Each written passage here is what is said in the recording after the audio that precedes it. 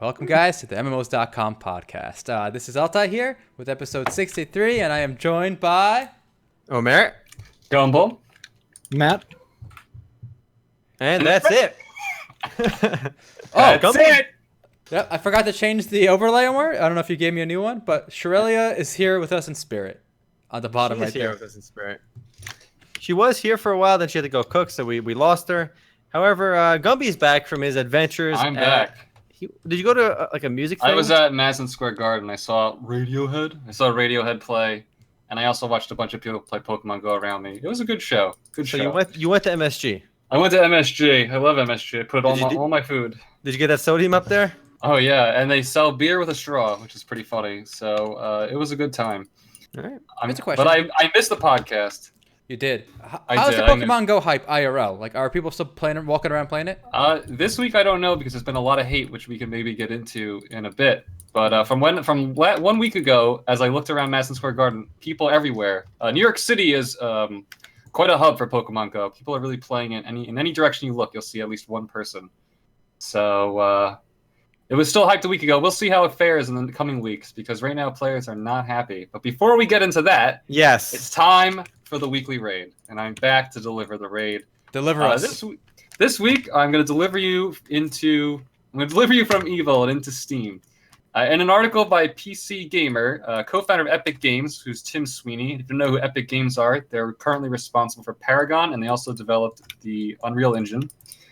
He is quoted as being very unhappy with Windows. He worries that future Windows updates will make Steam less compatible.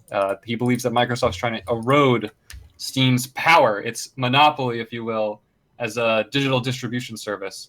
So I'm curious if any platform will ever replace Steam. Steam is pretty integrated. I think most people in chat and ourselves all use Steam almost religiously. We always talk about how games should just be on Steam. HeroWarz, I don't know what they're doing, go on Steam. But is it too much? Do they have too much power? Because Uplay, Origin, Nexon Launcher, I mean, they can only put out their own titles, but they don't have the same draw that Steam does. And I don't think anything will ever replace it. And I'm not sure if anything ever should. Should we just let Steam be the distribution service and kind of give them all that power that they have? And I'm asking you guys in the crew, I really don't know. No, my answer is no. Yeah, go ahead. 100% no. I hate their client. It's clunky as fuck. You it hate freezes Steam? all the time. The client's clunky. It freezes all the time. Really? Yeah. I never froze for me. It has so many loading issues with the fucking browser. It's awful. And then I load it up in like Chrome or something, and it automatically loads up like perfectly fine. You know, like the store browser. I have pages that just sit there loading infinitely all the time. It's crashed before. Wow. Everything is really poorly organized. Whoa. Let him finish. Let him finish. Right, Go ahead, Matt. Anything else to insult Steam with? And just like, I don't know, it's still DRM. Like, people don't seem to get that. It's still DRM. That's true. It is DRM. And I like how Steam can get away with that, but nobody else can. That's true. Matt, are you out of mud to sling? Is the sack of mud empty now? I will agree with him. Yeah. The interface is so dated and shitty. The in-game interface, the overlay, does not work with a significant portion of the games that are on Steam. I feel like that should be a requirement. That's true. It should work. It's true. I feel like There's that big picture mode too. When I click on that, I feel like it's an accident. Like, fuck, I didn't mean to click on this. That. Who hates that shit? I hate that shit. I get it. I get why they did it. They were trying, but I hate that. So here's the thing, though. FG3000 makes a good point. He said the alternative is having 6 services on your computer to have, a million different services from all these different game companies. But I remember a day before Steam was really popular, and you would install games and you would just, launch them the normal way. You would purchase them and then just have a client on your computer and launch them. And I could see a free service that doesn't sell the games themselves or take a cut that just organizes it for you. That seems a lot easier because the reason why Steam exists is because Valve makes a good penny off of commissions from games sold to their platform. What is it, 30%? That's a 30% huge of all chunk. sales. They make a lot of money. That's why they take their time developing games. They don't need to make games to fill their accounts. I want to jump in on the importance of Steam to a degree. Go ahead. Because the biggest convenience for Steam for me is just managing all these accounts. You know, especially when you play an MMO. We played HeroWarz last week, and just I have to go to COG Games and make a goddamn COG Games account. I need an Area Games account. Like, why? I don't want to manage my Area Games account. What the fuck? I don't want to manage my Just log in with Twitter OG Planet. Facebook. Who's mashing Yeah, the you keyboard can- right now? Can you stop? Sorry, it was an accident. I'm sorry. And the problem with that too is you can say log in with Facebook and Twitter, but like a lot of us made our accounts on Area, on all these sites before Facebook was a thing. Like Facebook integration was even a thing. So it's locked to my other account already. So I have like Remote 3 on Area. I got Remote 7 on this thing. It's just I have different usernames and passwords everywhere. It's a goddamn mess. And Steam makes it so much easier for MMOs where you have to log into something. Sometimes. I mean, a lot of them don't support it. And the other thing is, okay, so you have 6 services on your computer, right? Mhm. Well, we had to do that when we played MMOs before MMOs were on Steam big time because every single game had their own launcher that you had to use. So that's another service. It's just how it worked. And it sucked. We have it better today. You know, being able to launch a game on Steam is so much easier. I played I Trove don't the know. other day at Matt's recommendation. I enjoyed it. I'll do a video. I mean, already more than a few hours in, but I'll do a first look video for it anyway. But the beauty was I just click on it and it just works and I'm playing. I don't want to install that goddamn Glyph launcher. Glyph? Who wants to install Glyph? It's on Steam. I'll play it. I'm not going to install Glyph. All right. It is Why? important, just to point out how powerful Steam is. We've noticed a lot of games resurrected recently through Steam, and it does help boost the player base. Whether or not it lasts, as a case-by-case basis. But I mean, Steam is a powerhouse.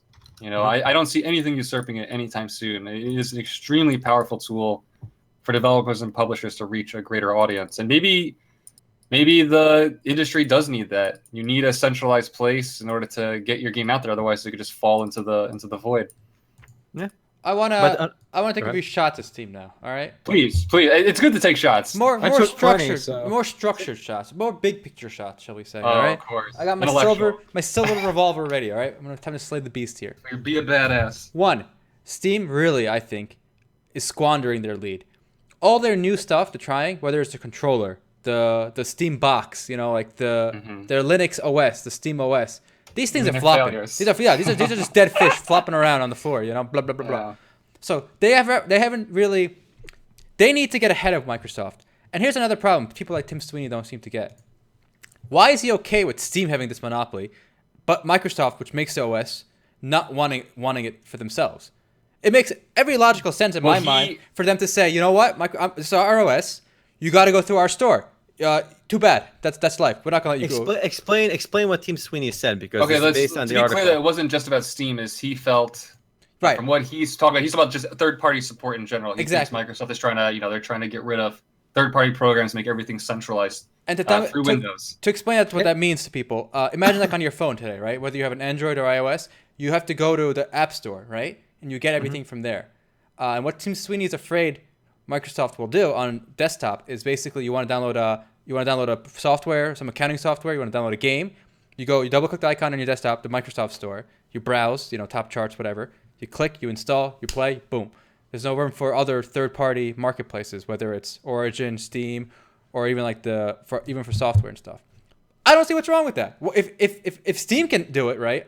Why isn't Microsoft allowed to do it? Now, if Steam doesn't like it, they can make their own OS, which they're trying, right? And get people to install. They are it. trying, not exactly doing well. Are you okay with Microsoft doing it? Yeah. What? Why? Why is it Because okay? Steam already does Yeah, it. Steam does it. No one's already yelling does at it. Steam. How is it any different But, if Microsoft does it? Here, I agree with Aaron because it's like so I don't necessarily want a centralized place in any sense of the word because just having a monopoly on that is dangerous in and of itself. But from a business standpoint, it makes no sense that Microsoft hasn't done that for Windows yet. Yeah. We should count our blessings that they haven't done it yet. You know what I mean? And even from a moral standpoint, if Valve is allowed to do it, and we all love Valve for being a monopoly, why should Microsoft just stand there and let Valve Here's the steal difference. them? There's a key difference. I'm not gonna let you just ignore this. One is on an OS level, an operating system level. The second is on a software level. People choose to use the third-party marketplace of Steam when they're in competition with a few other people. If Microsoft flips the switch and makes it impossible to download software anywhere but the Microsoft Store, they literally eliminate competition. It's impossible to compete within the Windows OS. They have the right to do it, as Matt said, and it's a great business decision. But as consumers, we get boned if that happens. I don't think that's true. We don't get boned. I think it's a net positive for consumers because one, phones are so popular among casuals today and hardcore. Everyone uses a phone, right? And one of the reasons you don't have to worry about spyware or anything. When I download something from like the Apple store or the Android store, I know it's gonna work when I click a button. But software on PC is a landmine. It's like even when it's not like spyware, it's like sometimes it doesn't work. DLLs are missing. All this bullshit. Like sometimes it's like Energy Heroes. Steam. Okay, Steam has no quality control anymore. Basically, if it gets greenlit for looking good, and nothing. They don't even ensure that it works. They have the refund policy now, so that they're not held liable, and that's about it. And the other thing is, okay, so if Microsoft had a store, they would ensure uptime all the time. But like, there are certain times of the year that Steam literally has more downtime than Pokemon Go. I mean, it is ridiculous. And I mean, I can't access my games during that time because I can't log in to authenticate to go offline. But you can play offline, can't you? Only if you authenticate it. Okay. I thought. I don't know. I haven't used offline mode in forever, but Altay makes a point where you can avoid spyware. However, I think gamers, which at least us, more sophisticated PC users, don't have the same issue with spyware that a lot of people do. Yes, there will be a net positive for all the casuals who end up getting spyware and all the other shit because they're on shady sites and they're running software that they shouldn't. But for the rest of us, it's a huge negative. Like one of the huge benefits of Windows in general, I mean, we don't get too off track with the tech discussion, but is the open platform. You can just download anything and it just works. Yeah, the open platform where you can choose to use Steam or play only about 10% of games. Yeah. See, people want platforms. Platforms are the future. And in lieu of Microsoft establishing its own platform, Valve kind of just, plopped themselves right in the middle there and took it from them. And are doing a shitty job at it, if you ask me. Because, like, I'm pretty sure sometime last year there actually was a spyware app that got through on Steam. It happens. I mean, spyware gets through like on ad networks. So when you're browsing a site and pop up like a regular banner ad shows, it happens. Also, it happens with Google. It does. There's some minor kind of Trojan-y stuff with Android. But here's the issue, bigger issue. You guys think this will kill Steam? I think competition is good. If Microsoft does this, right, Steam has every incentive to then really take the Steam OS seriously, right, and actually do it well, or try at least. So, and then we might actually finally get the Linux desktop that techies have been, praying for 20 years. But the techies will go there, but everyone else will be stuck on the Windows platform because that's entrenched. So it's good. It's possible. That's a win-win. The pressures of the market will, you would hope, create an accessible desktop or an accessible OS through Linux. Phones, guys. These babies are popping. So closed platform is good for these people, the casuals, and for us, we can just go get Linux, Steam OS. Everyone's happy. There's no losers. Any final thoughts? I just think if we have a Windows OS level restriction on like apps and you have to run through the Windows Store, it will destroy Steam, which is a casualty. But the beauty of Steam is it competes voluntarily, whereas you're forced to use the Windows App Store if it's on OS level. And I think it's to be a net negative. You're not forced. Don't use force. No one's forcing you to use Microsoft or Windows. Yes, no one's forcing me to use Windows. You're right, but it has an entrenched market position. I'm inclined to agree with Omer, but I need to ruminate. I don't really actually know Why do you want to lose your choice right now? You have a choice. Why lose it? I think choice is bad. I think I think your position is a bit pedantic. Like, damn. SATs! Somebody's studying for the SATs! We're busting out the SAT words, boys! Right now, a new banned word, pedantic. Right now, you're not forced to use Steam, but you're forced to use Steam. If you're a gamer, you are basically forced to use Steam without being forced. Yeah, it's true. So your opinion on it is putting a pedantic difference between whether or not Windows or Valve puts that restriction on you. That's a good way. That's a good final thought. Okay, that's a good final thought. I like that. So we should move on to what we have been playing. We can continue that discussion in the post game if our passions rise. If we start to get pedantic again. What have we been playing this past week? I think all four of us played HeroWarz on Sunday, and HeroWarz always leaves a great taste in my mouth, a great aftertaste. I really enjoy that game. I think it's someone asked earlier about ARPGs, and we won't go into a full-blown discussion, but if you're looking for a free-to-play action RPG with a Eastern aesthetic that cuts out all the bullshit and is all about combat, I recommend HeroWarz. It's definitely worth checking out. All right. I'm not as generous here. Of course not. Go ahead, bring the pessimism on. Let's all hear right. it. the video, by the way. Pessimism time. Pessimism time. You guys ready? Oh, as Aaron says, realism. Go ahead. Realism, baby. All right, here we go. HeroWarz is the opiate of the MMO masses. All right. This There's game. nothing wrong with Just kidding. opium. Opium is fine. This game, right? I literally played it at 10% mental capacity, maximum, and that includes my discussion with you guys while we were playing. Yeah, sure. Okay. What's wrong with that? It's literally like the cookie clicker of MMOs. Like It's not. It's a step up from Cookie Clicker. Let's not. it's a very small step up from cookie clicker. It's not as. It's a. You need to use. It's like when you take 2 steps up, 1 stair. It's one of those. It was charming. It was cute. I love the Korean audio. Yes. I actually wrote down in my notebook here. Game companies are wasting money on dubs, especially porting Asian games. That's a different conversation. Okay, right? yeah, sure. So I love the Korean. I love the music. I love like the little cinematics, the character designs, the NPC designs were all lovely. But the gameplay itself, while smooth and fast, whatever, just felt 10%. 10%. Wow. I thought it was pretty fun. I had fun playing it.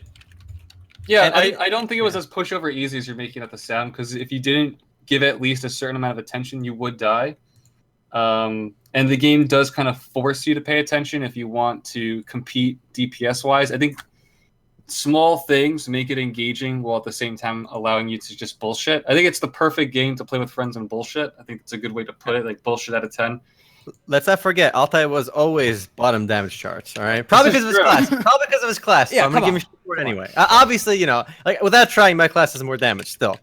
But I think it's worth mentioning that for a lot of games, whether it's HeroWarz or even World of Warcraft, what makes the game fun isn't really the game. I'm ready to say that over 50% of the enjoyment in an MMORPG for most people ends up being the people they play with. Because I asked my friend Tubby to play Overwatch with me earlier yesterday. He's like, "No, I'm a WoW player now. I'm playing WoW, right?" And he's one of my friends. He plays a lot of games. He played like when Black Desert Island came out. He played nonstop for like 2 months. He literally played all day, every day, and he ended up selling his account for like $1,000. I mean, he still spent way too much time on it to make it worth it. But regardless, he's playing WoW now. $500 a month. And he said to me, "I'm playing WoW." And I'm like, "Dude, WoW sucks right now. Why do you want to play?" He's like, "The game is shit. But I'm playing because my friends are playing it and we're having fun." And I think we had that same kind of enjoyment in HeroWarz. We played it. Like, I don't know if I'd log in and just play the game by myself. It's not one of those games. Mm-hmm. Like, I could play Blade and Soul by myself entirely and just in my own zone, being quiet, just playing. But I don't think I could play HeroWarz that way. But it's still fun. I enjoyed myself. The combat was fluid. The levels are like bite-sized. It doesn't even take you that long to beat a level. So you just hop on, you play, and you enjoy it. That's what it is to me. Yeah. What else have we been playing? No, Matt, you have any thoughts on HeroWarz?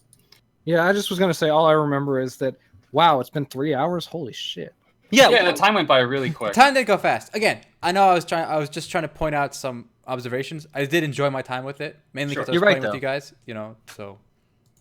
And as far as other stuff I've been playing a lot of Final Fantasy XIV this week, and I have not gotten that far because I have spent a lot of time on that Yokai Watch event. I have 7 out of the 13 yokai right now, and I got my yokai weapon for the advanced class that I'm going to be doing. But I finally did some of the dungeons last night with Taliathe from Discord and Kat, and I don't know. I really like the aesthetics, right? They're themed really well, and they look great. And I mean, it's a really, really nice visual experience. But the dungeons at the beginning were not very entertaining. I mean, it's just you kind of walk through them. I'd sit there. I was tank, so basically all I'd do is pull things repeatedly, stand there, do my like 2-button combo, and then let everybody else do the complex stuff. And it just like there was no risk of me dying at all at the beginning. So I mean, like at one point, Taliathe goes, "Oh, I wasn't even healing you for this point," and I'm like, "Wait, really?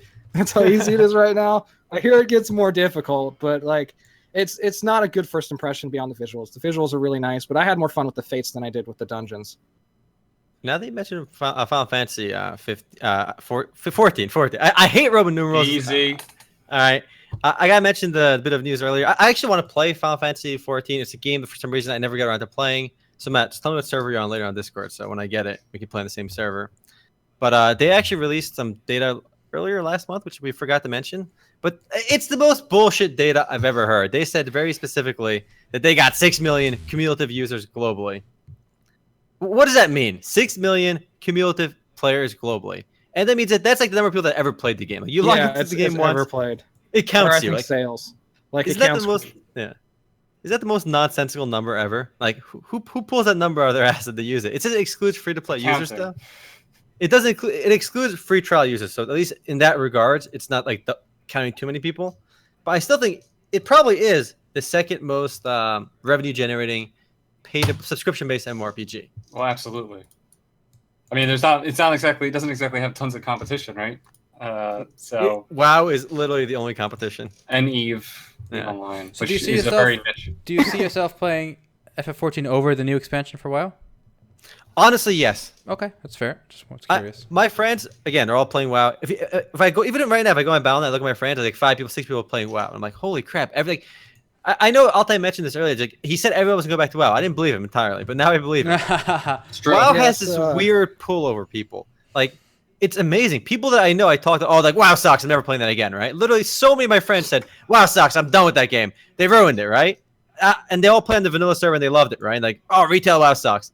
They're all back to WoW. They're crawling back. Well, how is this possible? Here's my goal. My goal is to hit max level in both games by the time Legion comes out. Play Legion, and then play just enough WoW to maintain my subscription for in-game gold. That's fair. Good plan. Good plan. I see myself getting to max level, maybe experiencing the easiest version of the raids with my free month with Legion, and probably canceling after that. That's my expectation. That's your goal? That's not my goal. It's my expectation. But here's your expectation. Like, the thing is, you will get your expectation, right? You buy WoW, you start level 100 with your boost. You will get through the content, right? And then you will do all the LFR raids, and it'll be a cakewalk. You can't lose an LFR raid. You can't. It's harder to lose than it is to finish the raid because it's so easy. Yeah. It's funny, boys. I did install WoW. I installed WoW. There it is. But I installed a vanilla server. Wow. I'm playing vanilla, baby. Again. Gumby's never given up vanilla. Did I actually? I made my character. I did absolutely nothing beyond that because I got things to do. So, do I actually play? I don't know. I have friends who are playing vanilla now because other friends did all go back to Legion, like Omer was talking about. A lot of people do go back and play. I just think it's too far removed from the WoW. Remember, it's been years. So, but MMOs do change, Gumby. It's okay to change. Change is okay. I know they do change. I don't know. I don't feel drawn.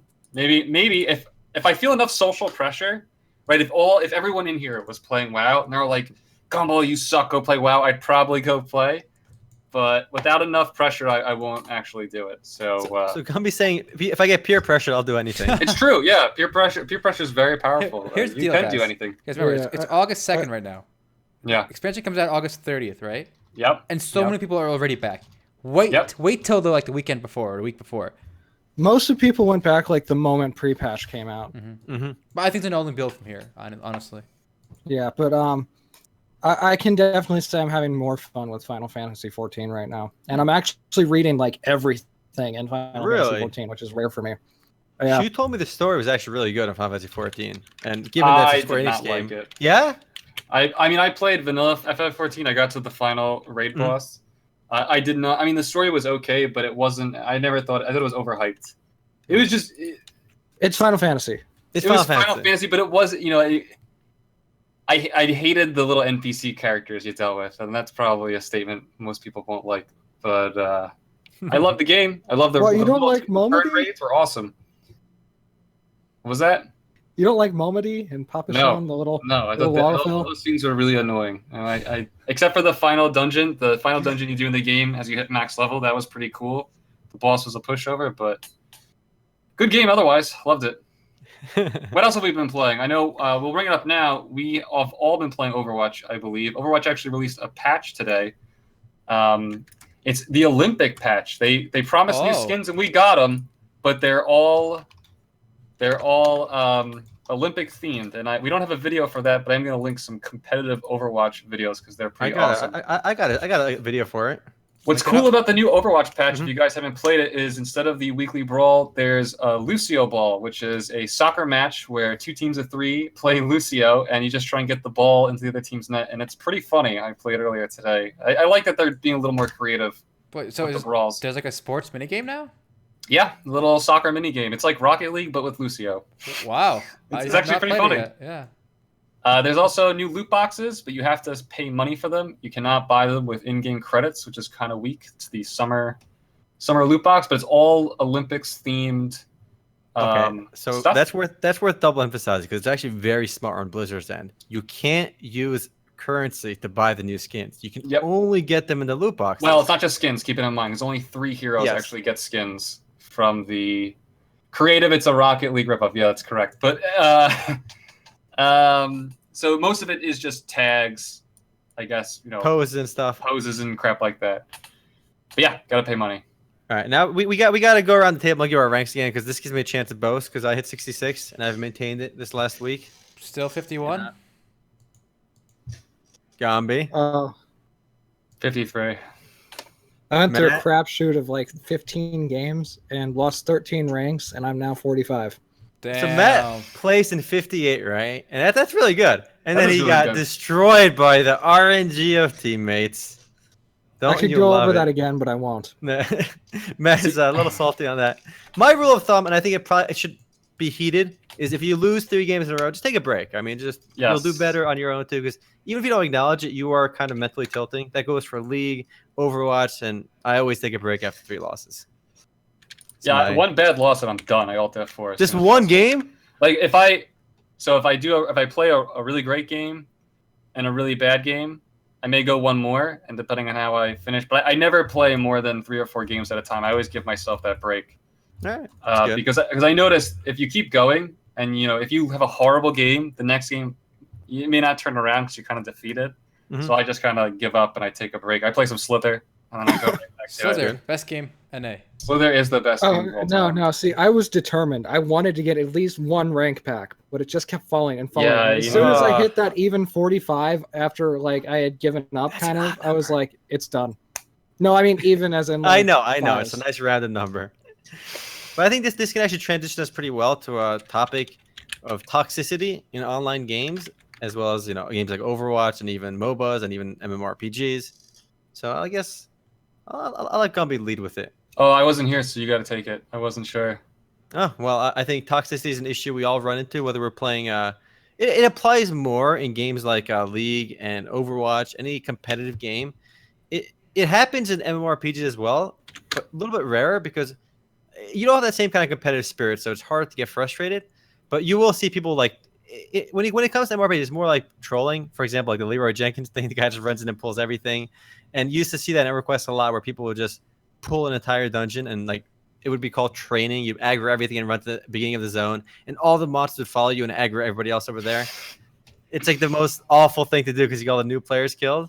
But I think we've run into our fair share of toxic players in Overwatch recently. Anyone got any good examples? Well, I have a theory about toxicity in general.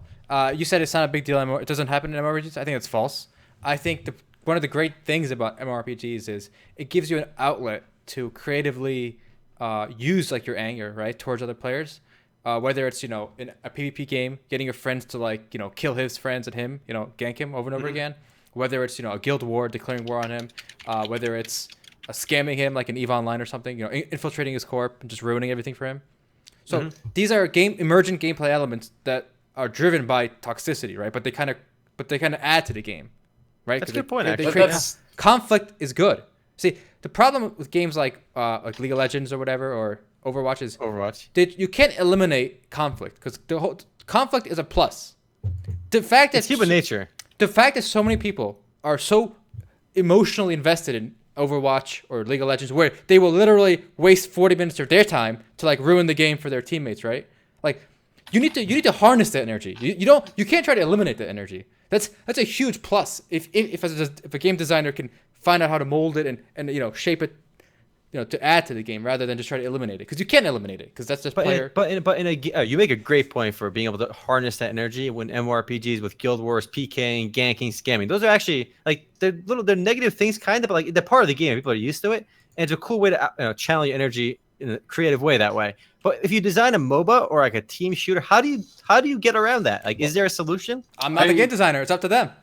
I really don't think what you're bringing up. I don't think that's toxicity at all, because so say like a scam Ultima Online with some keys in a treasure chest, and you kind of trick somebody, and you take their gold or something. And it's within the game's parameters, right? So that's a means to an end. When I think of toxicity, I think of shitty behavior as an end to itself. So you engage in some type of shitty behavior, and the end goal of that shitty behavior is just the behavior. So if we're playing Overwatch, it's somebody who is annoyed that the comp isn't what he wants it to be, and so they don't participate in the game at all. They just kind of sit in base to spite the rest of the team and to just kind of just for that sake. So I think toxicity is more about shitty behaviors for their own sake. You get that in MMORPGs too. What about in WoW? No, in MMORPGs, yeah, I agree, but I don't think what you said about EVE Online Sure, no. It does. Imagine following somebody around that's literally nothing to you. Like, you have so much wealth, or just pissed you off. You keep blowing them up over and over again for like an hour. Or in WoW, camping someone's body who's like 50 levels lower than you. So there's nothing to gain by killing him. Like, that happens. I remember people camping me, right? Like, true. Like, I remember killing someone, and I'm gonna log on my ult and just camp you, like follow you around for like all day, and they did for a while. Until I recalled out or something. I worry that calling that toxicity kind of takes. It is toxicity. The guy logged off into his mate. Hold on. Okay. Well, that's not. I think there's another word for that, because when I think of toxicity, I'm looking at. So I think what this came from was a Reddit post about our MMORPG as a community, just talking about how the sub is toxic, which it's been accused of in the past. And the comments here, I think, are what I would see as toxic, with someone saying this is pay-to-win trash or another garbage free-to-play, fuck that. And these are just like, it's just categorical dismissals without any evidence, whereas what we're talking about in these specific game instances are behaviors within the rules of the game, while I think toxicity is about the psychology of a person and how they relate to others. So, am I drawing a line there? I'm not sure if I'm being clear. But I think my thing about emotional investment still applies. Sure. Yeah, absolutely. It's so much worse for me when I'm playing a game to blank out and say I don't care. But if it gets me to the point where I'm genuinely I'm about to be toxic or whatever, yell or whatever it is, right? Mm-hmm. That means that game, for however it did it, it really engaged with me at an emotional level. So it's up to the game designer at that point, right, to harness that. Because so many games are probably begging for that kind of emotional attachment. Because the worst thing, like I said, is I give no shits and it just passive engagement, like HeroWarz. I know, for example, I know Altay is actually takes is totally okay with this, but she was saying earlier in the pregame that she got so frustrated at one point that she literally just threw the game on purpose. A 20-minute game, the entire time she just threw it on purpose because her teammates are being rude as fuck. Mm-hmm. Is that ever justified? What do you guys think? Well, that proves that she's engaged with the game. Would she do that in like Alliance of Valiant Arms? No, she wouldn't even play it because it's garbage, right? But so the fact that she was, that's a good game. I think that's a different issue though. That you're that engaged with the game and not being able to deal with your own like emotions that are running high. You should never like sit there and intentionally throw a game and like ruin it for other people. Well, I don't think you should throw the game in any circumstance. That's my personal stance.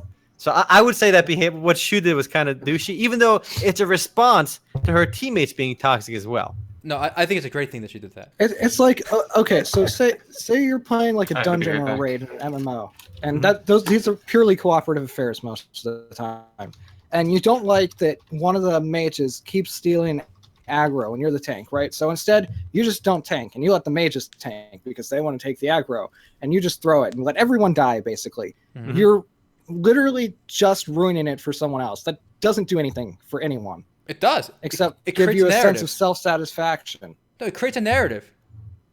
Oh, remember that? Except they don't have a tank anymore, so they're going to die for sure. But you will remember that scenario over the more bland but successful raids. See, within the context of RPGs, just go ahead. You're just ruining it for everyone else, though. You're literally just being a dick for the sake of being a dick. But the whole point of virtual worlds and multiplayer and social interaction online, these virtual realms, is the world is not all sunshine and rainbows, right? In the real world, some of our best memories, and by best I mean like the ones we remember, the ones we identify with, the ones that shape us, are negative emotions and experiences. So, but that doesn't mean that you should do that. That doesn't mean that it's okay to do that. No, but it's like saying humans shouldn't shit. Like, we do. It's not clean. It's dirty, but we do it. Like, it's just part of who we are. That's different. That is completely different. Not. That is a human nature will create conflict. No, humans steal. Humans cheat. Humans lie. Okay, but there's a difference between creating conflict and being an asshole and ruining it for everyone else. But people are assholes. That's in real the life. world. People are assholes in real life. Yeah. I also think that whether we acknowledge it or not, we ourselves are assholes at some points. I think I'm pretty good online, and like I know Altay is worse than I am online. He throws games way more easily, but I think I'm generally pretty good where I'm reasonable. I don't like throwing games. I'm concerned about the well-being of the people I play with, even if they're just strangers. Like, I want them to have a good time, and I'm a positive guy, right? But sometimes I will have games where like I get frustrated. I mean, it's not always that game that gets me frustrated. It could be the game before it, the build up on it, and then I might get triggered where one guy says something that bothers me a lot. And I'll just be like, I'll just start trolling him. Like, I don't think you should do that though. Like, I see that as a problem, but I don't think you can eliminate that. I don't think there's a creative way to eliminate that. It's part of our humanity, and it shows me that the world is alive. Like, if Overwatch, no one said anything negative, everyone just played, that'd be no different than playing with bots at that point. What makes it engaging is the fact that I'm playing with people, and people are imperfect. They're gonna have bad games. Why'd you jump off, you idiot? You just fell and died. Like, you just cost us the point. Oh, why didn't you touch the point? You were standing there. Oops, I didn't see it. I wasn't looking, you idiot. Oh, you're an idiot. Like, this is, if we don't have this, we might as well just be playing with bots. Okay, I don't think I admit this before, but I do think that negativity does add some value to the game. I didn't think I would say that because I don't see any value in that kind of behavior in a game like League. But in Overwatch, rarely do I see a game thrown. People will, the temperatures will run high. People get mad. They get emotionally invested. But they really just resort to being mean and saying mean things on the mic, right? But rarely does it end up throwing the game. It's only I think when you throw the game, you're just being like at that point. That is the asshole maneuver. Everything else up until that point is okay. Sorry, I just got DC'd from my network. Like, what the fuck? Make sure you turn your cam back on when you have a chance. All right, but Altay, how should you discourage that behavior though as a game company? So, like few League points with here. banning people. Somebody in chat said, I don't think the gaming experience can only be validated by bad behavior. You're right. It cannot only be validated by bad behavior. Just as important is the good behavior. Wow, that was a great play. Add me sometime. Let's play another round together as a team. Someone I just met in a pub. Yeah. That's just as important. I'm not saying only the bad behavior defines humanity. The good behavior defines it too. But without both, right, we lose humanity. We lose the point of these online interactions. We lose the point of trying to connect with the world through these games. So, very key. Can you guys hear me? Yeah, we can hear you. We hear you. Okay, sorry. The cams are completely foobarred right now, by the way. I got DC'd right. from my network. Okay. Sorry. Like, my internet connection, like the router, it just threw me. All right, don't worry. You'll just get it worked out. Nep just said, so unless she talks dirty to you, she's just a sex doll all the time. But no, you did address that. You did just address that by saying it's a positive experiences that matter as well. Exactly. And I think even though we get frustrated in League and Overwatch and stuff, I know I've had some negative experiences in Overwatch too, but I think I've had quite a few positive experiences where I ended up adding like 6-7 people that I met in games, and they're just really friendly. So, like, imagine you guys in here and everyone in chat, just close your eyes or don't close your eyes, but think about this. When you're with your friends that you play with, one of the recurring conversational points is, oh, remember that game with that like 12-year-old autist guy who was just yelling in the mic and squealing and crying the whole time? Ha ha ha, what an idiot, right? We remember those interesting negative and positive behaviors. Like, it's so important to context and narrative of our experience. Okay, so I have to say this. Somebody just said, pretty toxic action, Matt, leaving the podcast like that. I had to say it. But in MMORPGs, toxicity doesn't happen as much. You have people that get a party wiped and stuff. But why is it is it just that there less friction points in MMORPGs? No. MMORPGs give you an outlet to positively use your anger and frustration. You can say, oh, I'm gonna get stronger than this guy that killed me. I'm gonna join his guild and get him kicked out. Or being an officer or something. I'm gonna get my friends to kill his friends. Or I'm just gonna trash talk him in town to his friends. Okay, what you're saying is completely different from toxicity, though. It's like it's not. Toxicity is basically what I consider to be is assholishness without a means to an end.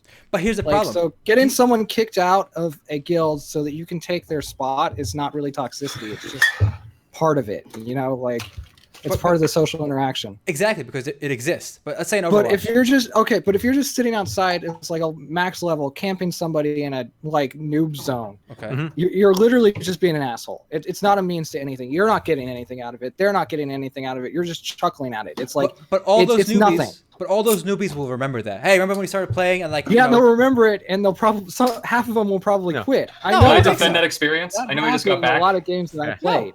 No, I really want to defend this because one thing I loved about leveling in vanilla, and this applies to other games too, is I loved getting ganked. And the reason why is that you want to do it. That community, I also did it. What happens is when you have that type of open world PvP, that type of behavior, if you're participating in the community, you get this really awesome cohesion. So like say I'm in Stranglethorn Vale. And for all those of you who remember WoW, I'm bringing up WoW zones. All of a sudden, a rogue pops out. He ganks you, just shanks you right in the back. You go to general chat, and I'm out of breath from running up the stairs. You get on general. There's this rogue here, blah blah blah. All of a sudden, this paladin and his friend come out of nowhere, and they help you out. They bust up the rogue, and you get these like emergent player-driven stories. This conflict between the two sides, and I love that idea that the community comes together to help out those new players who do get ganked. They do. With the trolls, the community itself acts as a buffer against those behaviors, and the same thing would happen in EVE Online. I mean, sometimes they don't, right? But that's part of dealing with people. There's these spontaneous interactions, and that makes it wonderful. What I love about MMOs is that you take the spontaneous behaviors of people, you filter them through a certain set of rules, and then you kind of just let it go free. And when you limit those behaviors, you lose part of the freedom that makes the game beautiful. I mean, that's to me what the most alluring part of MMORPG is, why I want to go back to games that have those open world PvP fests, because again, that's such a buffer to the community. All right, I want to jump in. Here's the real reason why Gumby likes being ganked. And this is why I thought was pretty cool early on. I didn't mind getting spawn camped by level like a max level player in WoW at like level 10, right? The reason was that every time he killed me, I would just remember at that moment, okay, when I get to max level, I'm gonna do the same thing to these other assholes. It's true. I'm gonna go to his starting zone and do the same thing. Let's keep the volume consistent, Remo. All right, sorry, I get pretty excited, but when I get the max level, part, you're right. I'm gonna jump to their starting zone. I'm gonna pull the same shit on them, and that's gonna feel so good. And I know, for example, like some passionate players, I know Altay, like in Ultima Online, like he would keep a list of names, right? He would have a notepad document, right? He would write down the people who have wronged him.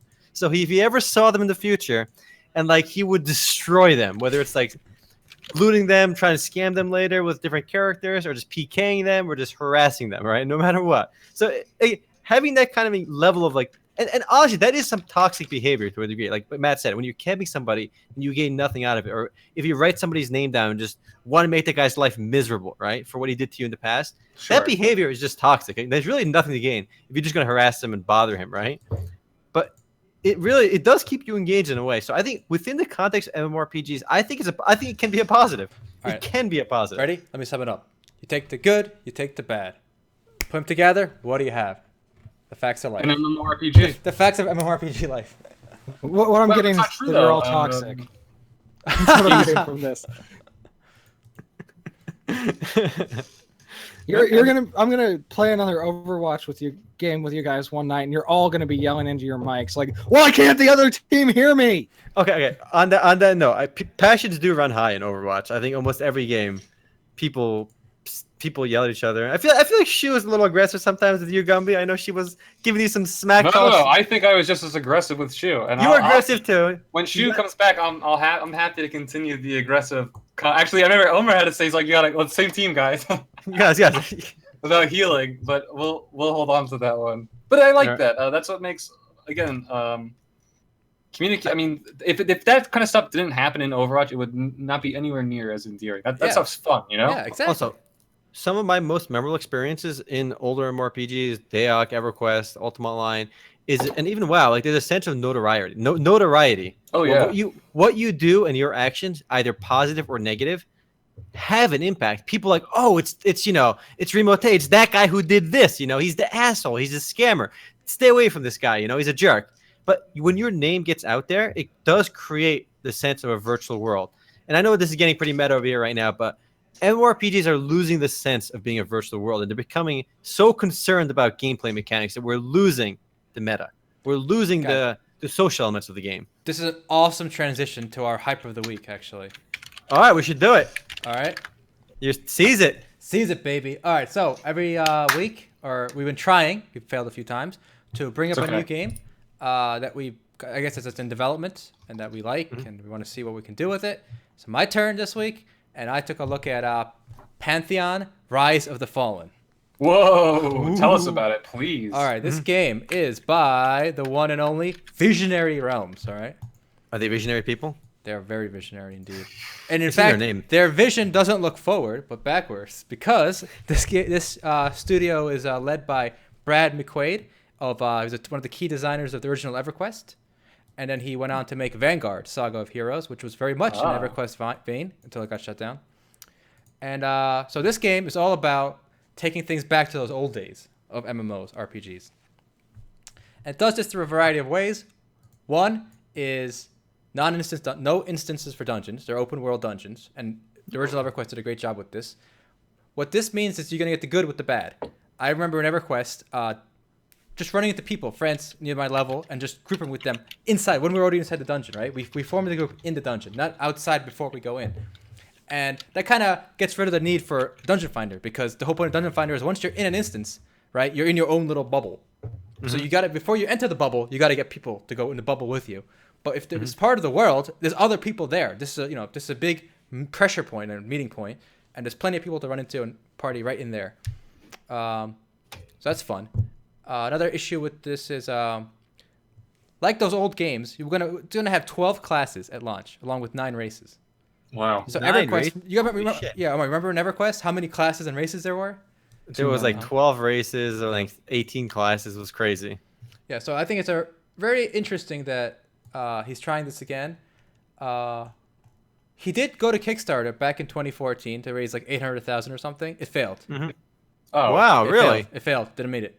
He asked for too much. 800K is a lot of money. So what happened was, everyone thought the game was dead. It failed. But then a year later or so, he found funding through private means. So it's back up, and I was playing a gameplay video earlier, showing some of the gameplay. So it is alive. Besides that, I don't know when we're going to get a release or anything. But I want to ask you. Sure. I mean, we saw the gameplay trailer, and I see there's a lot of classes and races. But is there like one selling point that's like, okay, this is going to be different? Or are we just looking forward to a game that's going to be like EverQuest and like Saga, the Vanguard game? So here's my take on that. This game is not going to be, in my opinion, a game for the general audience. Like, it's not going to compete with WoW. I don't think it's trying to, right? This game is aimed squarely at the older demographic of MMORPG gamers, the guys who used to play EverQuest and then missed that kind of interdependence, which is actually a key selling point. The classes in this game cannot solo through the game. Wow. You will. Okay, there is some solo content at the beginning, especially, but you will have to group up. You will have to join a guild, whatever, to experience the game. Is there going to be any PvP? No PvP announced. So it sounds to me like it's competing directly with Saga of Leucemia. Could be. And if you guys look at the graphics, like they don't. I think it's very nice that they're not aiming too high. If they can get a game like this out. Because remember, EverQuest at the peak had about 1 million subscribers, right? And it was a big success. So you don't need 10 million people to be successful. No, absolutely not. So these graphics aren't placeholder? This is no. This is their new HD actual gameplay. So like this is. So I imagine the game looks dull visually. I mean, it does, but keep in mind, as Altay said, it's not aiming for that wide audience, and it's not gonna have the same development cost as a AAA Western game. If this has like even like 20,000 players, they'll make lots of money probably. Yeah. Okay, my issue though, it's not that the graphics are like low quality, it's that they're not stylized well at all. There's nothing memorable about anything in here. It is so bland. It looks very bland. It does look bland. And the lighting doesn't even like do anything for it. It's basically just like the simplest lighting. Like normally if you have like bland graphics like this, like even in the worst zones of Final Fantasy 14, for example, the lighting makes it like distinctive. There's nothing distinctive about this at all. I'm sure the UI no, the UI and stuff and the lighting, the post effects or whatever, I think there's plenty of room for improvement there. So I don't want to say that's not going to change. So let's just focus on the features again. If you guys remember the old EverQuest, there was no mini-map, right? There was no map. Yeah. And one of the things the designers talked about in this game is there's not going to be a traditional map. So if you want to if you either got to explore on your own or go online and, players will piece together maps like on like fan sites. No, but why? They're going to go to, everyone's going to go to websites and do it themselves. That's up to them. That's fine. Okay, but I don't know. Piecing together a map like with cartography. No, just on your own. People make their own fan maps. Fan maps. Yeah, like you can. Oh, that's disgusting. Just give us a map. Okay, this is not This is not like the caveman times. This is medieval times. People are gonna make maps. Just let us buy a map. Don't have a point on it. Okay, it doesn't matter. Just a map. Just any map. You will have a rough continent. You will see your position on a continent, like a rough, undetailed area. Okay. Now this actually brings back memories of when I played EverQuest with my brother. Like we were, I think, like 12 or 13, so we were little nooblets at that age, right? And I think it's harkening back to the EverQuest days of not having a map. And maybe the developers are nostalgic of that feeling, but I'm gonna explain that feeling because it was a really mystical feeling. Because when we were exploring EverQuest, we started in a place called Juenos, the human town, and we had to trek through like the Western Corona to get our way to High Keep. These long distances, like 30-minute travel time, 40-minute travel time, getting to where we need to be. Not having a map meant like you had to stumble around, and I asked how do I get to High Keep? I see somebody walking by in Corona. How do I get to High Keep? He's okay. You go down this road till you see this tree. It's like a weird tree. The branches are like all to the left. You make a left over there, and you see the spawn of bandits. Don't go too close to those bandits because there's one bandit in there as a spellcaster. If he sees you for a second, he's gonna cast a dot on you. He's gonna kill you. So you gotta dodge those guys, and you keep going this way. And he's like, I'm like writing this shit down, like screenshotting it so I can go back to it, right? And like I get lost, and you get lost. It's nighttime now, right? In EverQuest. And it's nighttime. You can't see shit in EverQuest. It's nighttime.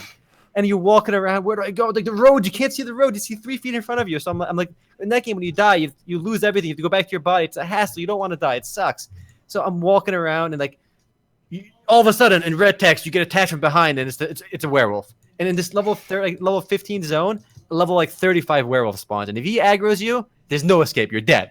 And you can try running away and you get this terror of him chasing you, right? And you're dead. The werewolf killed you in the middle of the Corona lands, Western Corona. And you died at nighttime after being lost. Okay, you respawn in town. You wait till morning, you have nothing. You're buck naked. You have a short sword you just buy from an NPC, and you have to fight your way back to your body. And you're like, where the hell did I die? You literally have no idea where you died. There's no map. You have no idea where you were because it was nighttime. And this sense of being lost in a game, it really added a lot to the experience, right? It really felt like a world. And you lose that when you have a map. But the problem was back then, internet technology was pretty new. Everything was kind of Duke. You couldn't get a map anyway. So nowadays though, people will circumvent that experience by having fan add-ons or plugins. So you can't even relive that experience because technology prevents it. So why would they embrace that today? You could just not use maps. You could just not use the add-ons. Yeah, that's true. And the designer made that very clear. He didn't say don't use maps. He said the maps will be there by players. Those who want to use them are free to do so.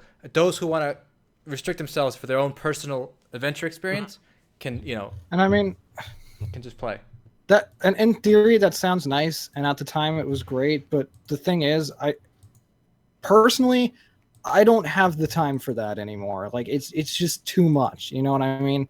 I just don't have the time to be wandering around in the middle of nowhere for hours on end just because.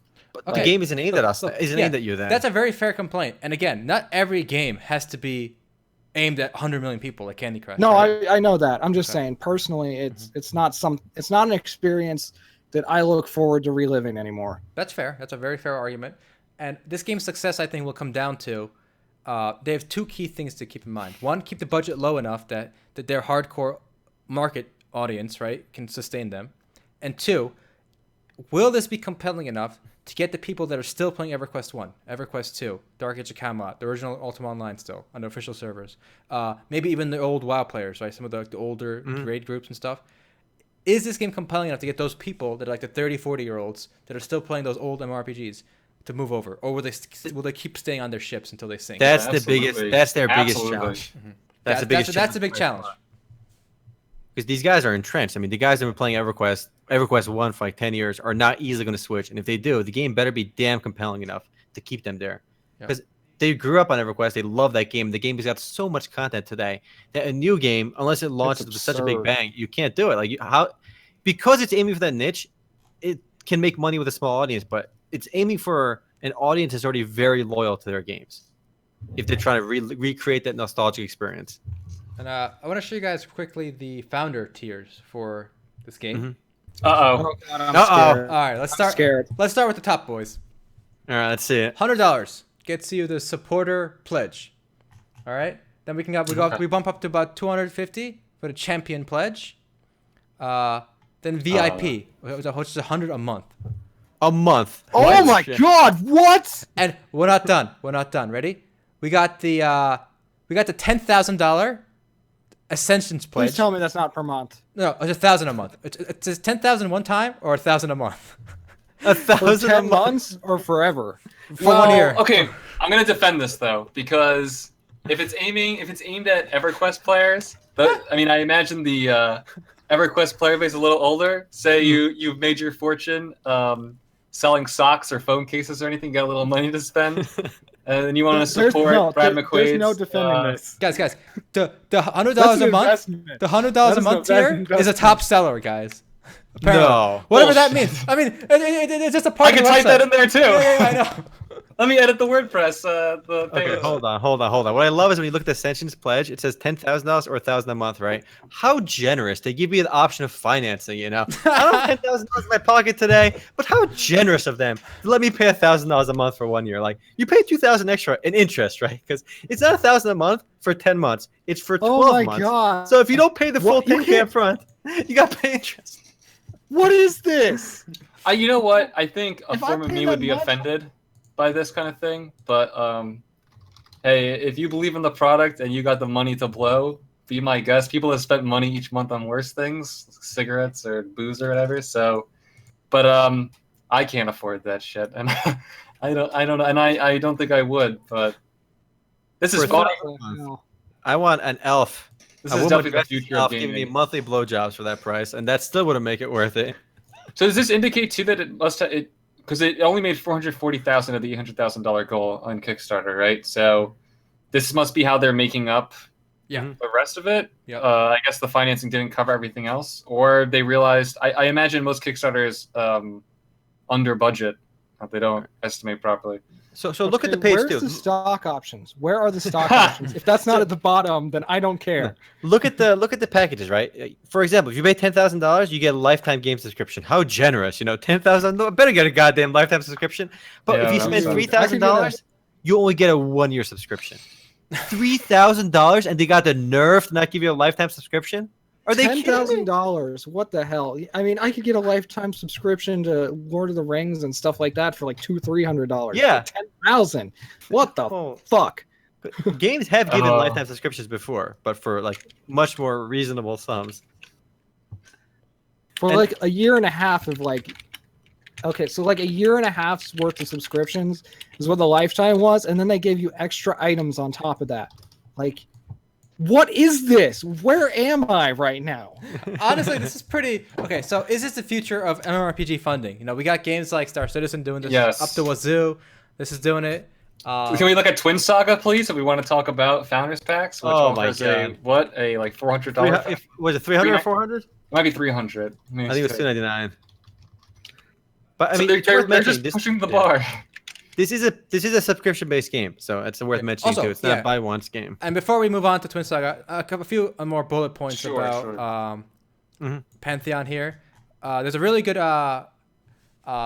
interview I read online with this guy. Some of the key points he put in was he actually emphasized that the game will have things like grind and camping, right, for dungeon monsters.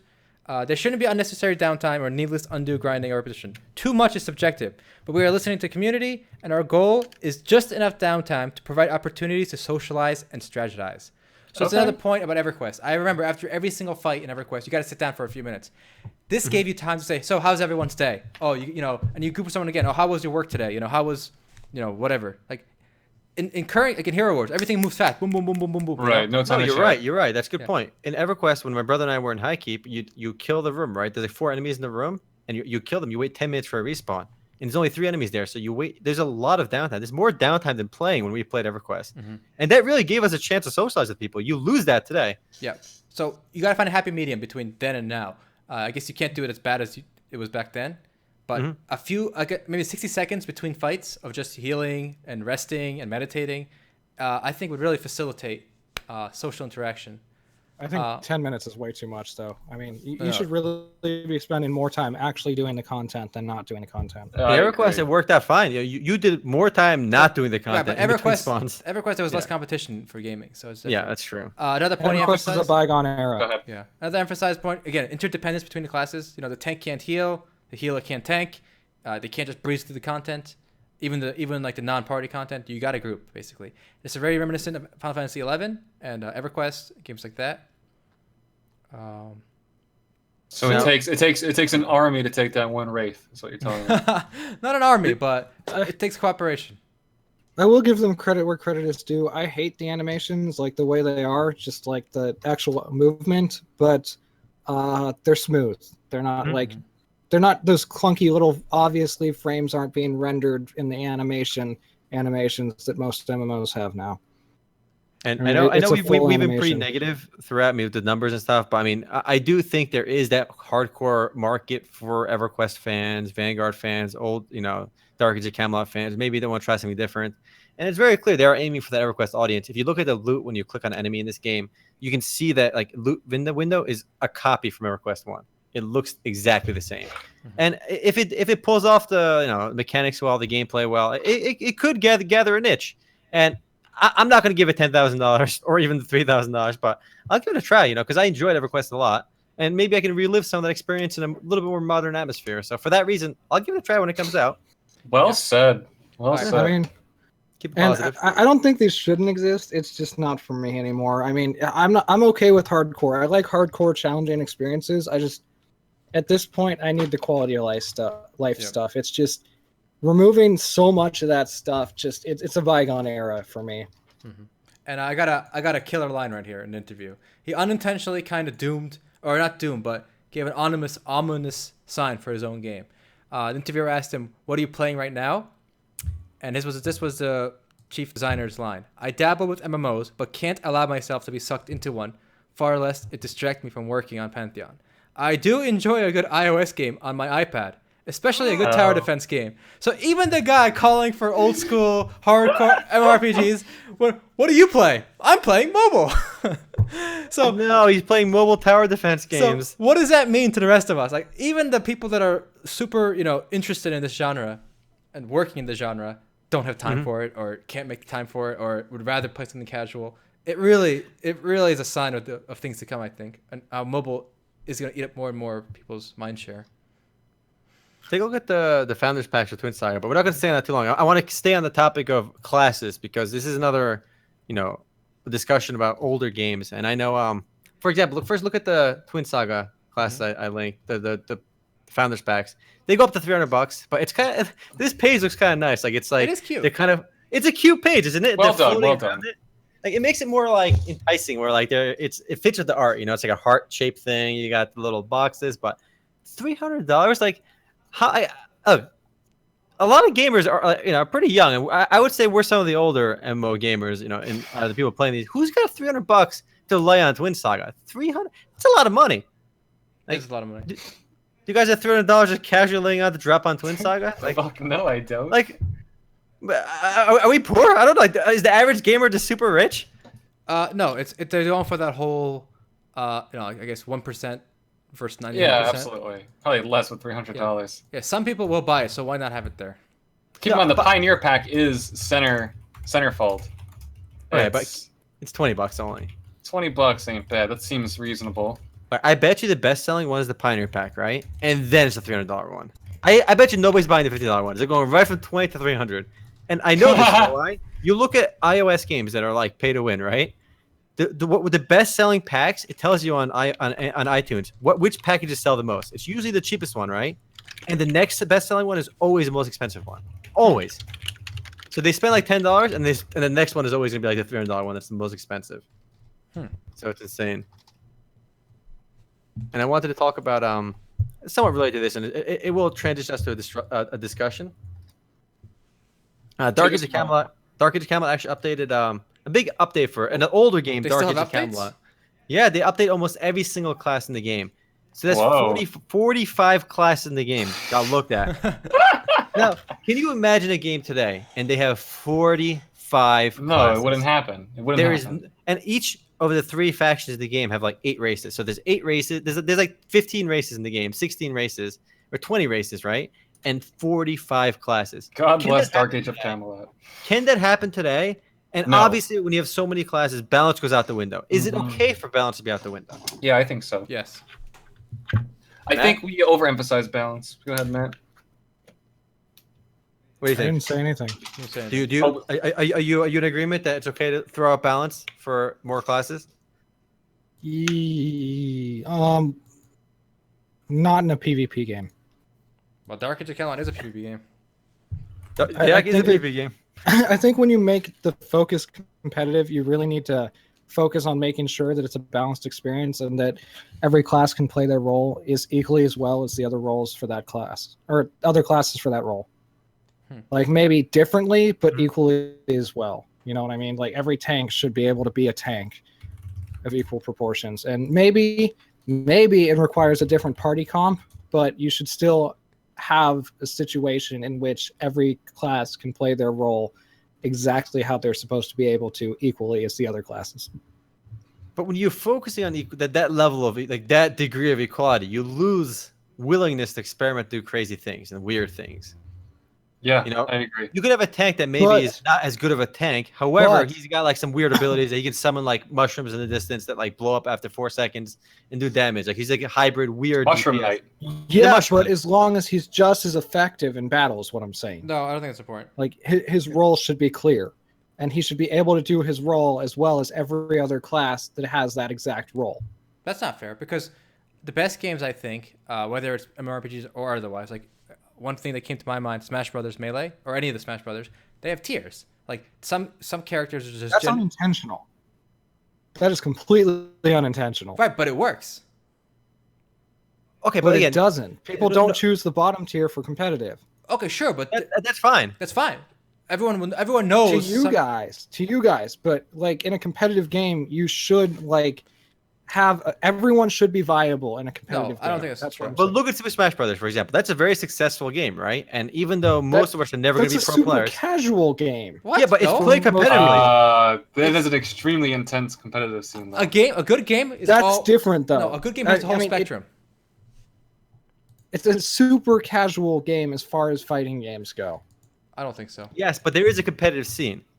And I think it's some people might not be happy with the same, but I think MMORPGs are just not as competitive as other game types. Like you're gonna, it's just the way it is. And I find it so weird how much emphasis we put on.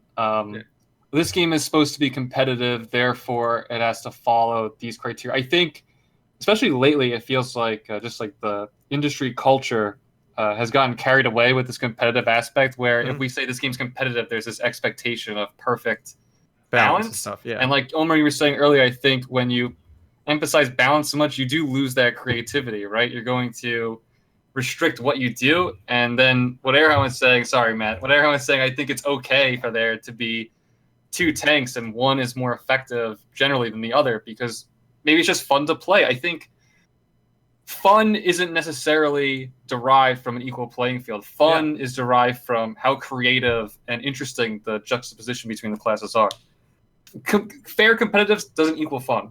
Like look at sports, like if one can the team's amazing at kickball and I suck ass, I can still have fun playing the game, even though I'm horrible. I do think it's something you should strive for in like an esport. Like Overwatch should be fairly balanced, and it's really, it'll never be fully balanced. With Overwatch, I'm going to say balance should be very important. But I do want to draw a line. It's a different kind of game. But no, exactly. I don't think so. Imagine Overwatch had like 50 more characters. And it's not balanced, by the way. Yeah, imagine Overwatch 50 more characters that were not that balanced. They'd still be like a high tier of like, let's say 20 that are always picked. But in casual, it might be more fun to play the other characters. Yeah, that's true. Like in League, it's fun to play a non-meta hero. But I think I think striving for balance is more important in a game like Overwatch than it is for an MMORPG. Yeah, that's true. Okay, but obviously you could. I'm okay with having more classes, because it'd be more fun. People want to play more things, and I want to give an example because in Dark Age of Camelot, the game with 45 classes, you had a weird class like Animus, and they were basically these mushroom mages. They were super soft, and they didn't have too much direct damage, but they were mages. What they would do is they would lay down mushrooms, and these mushrooms are basically turrets. And anything that goes within like the melee range of these turrets, the mushrooms would like throw out spores, do damage to. So like you were pretty useless in a party, right? Because all you do is put these turrets down in melee range, and they die pretty quick too. But you put like 20 turrets in one spot. You'd run dungeon, aggro like 10 things. You die in like 3 hits, and you gotta pray that the mushroom turrets kill them first. But it was fun. Like you didn't really fit in with the typical, Holy Trinity or anything in the party. You just didn't fit in that group. And at that time, it might not be the most effective class to have in your party, but it was just fun. You didn't have to play that class, but it was. I think the game had a lot by putting that there. They had a ton of fun classes that didn't fit the meta or what we'd expect from an MMORPG, and you could say that class is just weaker than another class. But people played them; they were fun. There were different ways to play every class, and I think that made the game a lot more fun. Agreed. Yeah, I agree. And I wish we had Sheer because she was going to take the other side of, she specifically wants a very balanced game, even in WoW. And she said balance is very important, and otherwise it gets people frustrated. I think that if you guys were playing the really crappy classes in Dark Age of Camelot and you weren't doing very well, you would have a different tune. No, I actually, when my first character sucked, I just remade a new one later. It didn't stop me from enjoying my leveling experience though. I mean, I can remember certain patches of games where I picked a class, and for that patch of that game, the class sucked. And it was typically disliked in parties and whatnot. And I stuck with it because I liked the class itself. I still had fun, but there is a certain drawback to it. And but at the same time, again, I don't think balance is indicative of fun at all. And again, the games are about having fun. It's not about a fair playing field. And I think we can get carried away. I'm all about that fun, all right? But in Overwatch and some competitive games, that's where I personally it's not an MMORPG, though. A little bit, yes. I know Altay is still okay with having more classes, and I think there's still be a positive side to it. See, here's my thing. I don't think balance is important in PvE-focused games, and I've even said that, I don't care how pay-to-win a PvE-focused game is. It doesn't matter. Just don't play with the people that are going to ruin your day by making it so fucking easy. It's that simple. But in a PvP game, for me, balance is really important. I want to be able to play the class I want to be able to play and be just as viable as the next guy. I think that's totally overblown. I'll take the opposite side. Ready? Life is not balanced. I don't see a reason why PvP games should not fair, and that is a dismissal. Okay, I hate when people say life's not balanced. It's a huge dismissal. Why? Because the life isn't game. Life isn't the game, and the game isn't life. It's life different. Is a game.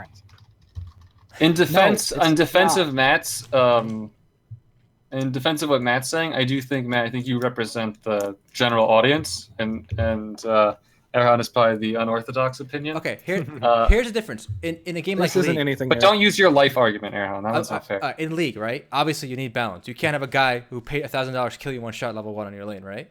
But all right, people say I'm delusional in chat. Ready? Here's my go on EVE Online and search first Titan kill.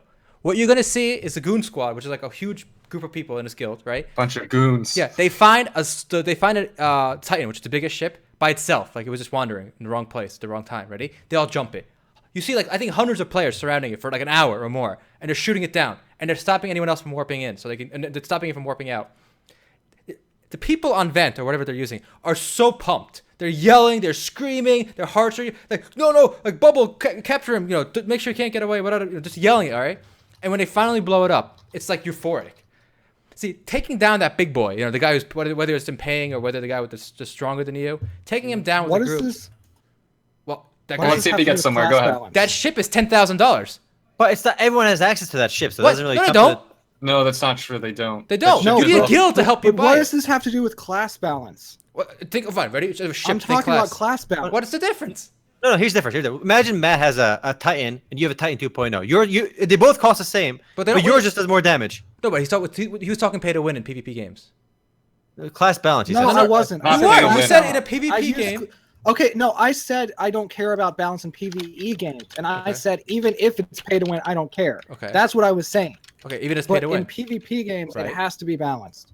Okay, so how is it balanced that there's no way for me, as a let's say a solo player, to ever have a Titan because I need a guild to spend $10,000 for me? Like, how is that? It's still within the game. What? Well, I mean, both players have access to it. Are and you it's guys within talking about in-game. Eve? Yeah. Yes. Okay, but Eve is different. Eve, everyone has their own roles, and they all can play that role exactly as well as they need to and be viable. Like every ship has its role. I've had this explained to me a million times by a million Eve Okay. players. You're right. Every It's ship has just- its role, but doesn't mean his role is equal. But Eve isn't like, okay, I don't play Eve for the exact reason that people aren't equal. Okay, Eve is a completely different subject, and people that are very like serious about Eve accept it. And like I said, I don't play Eve because it's not balanced. But that's that. It's there. It exists. People play it. What do you want me to Also, do about it? For people in the chat, I know the Titans aren't imbalanced in the fact that they do need support. They're not like a solo ship. Like I do get that. That's not my point. The I mean, point. this is a pointless argument though, because it's like saying, okay, you can go into League of Angels and buy your way to the top and win all your PvP matches. Okay, so that exists. What do you want me to say to that? My point is, as long as you can overcome a payer, someone who pays, in a even in a I PvP game- disagree. I disagree I wholeheartedly. disagree wholeheartedly. I think Why? you're gonna get a lot. Hey, look, I think if you need like hundreds of people to do it, All it's that's not overcoming a challenge though. all right, here's the example of why I have a silver bullet. I'm loading up the silver revolver, as our Let's hunt hear it. says. Right, the silver bullet is in. Switch it and firing it at Altay. Listen, I know Altay and we played Dark Age of Camelot. We returned to Dark Age of Camelot, I think like 5 years ago, right? And we played with one of our friends. So we had 3 of us all on like Skype together. We all made new characters. I made an enchanter. Altay made a tank, and my friend made like something else, right? And we hop on, and as soon as my character is level 15, the second I hit 15, do you know what happens? My power spike goes through the roof. Now, a monster that takes my brother and my friend, we're all the same level, like 2 minutes to kill, and it's a very close fight. I can kill 10 of them at once with my character. It was that broken. At that exact moment, my friends, I'm done. I quit. Altay's like, all right, I'm done too. I give this game sucks, right? At that moment, when the balance broke, you didn't like it. But that's You not could overcome it. That's but not in you didn't PvP like it. though. Yeah, it was PvE. My class was just broken Okay. in PvE. So So that's the exact. Okay, so you want to be unbalanced against other players, but balanced in PvE? What? I was about to say that. I think just a personal preference of mine is I don't really care about balance in PvP. Why? In a game where it's like MMORPG with open world, I do care in like Blade and Soul, right, which is one-on-one duels. But if it's like Dark Age of Camelot, I don't care if I'm balanced against you. I do care though if like let's say my 40 people in an RVR battle, which should be our classes as a group should be balanced against yours more or less. But if my rogue, okay, here's the thing in Dark Age of Camelot, every faction right had a rogue class.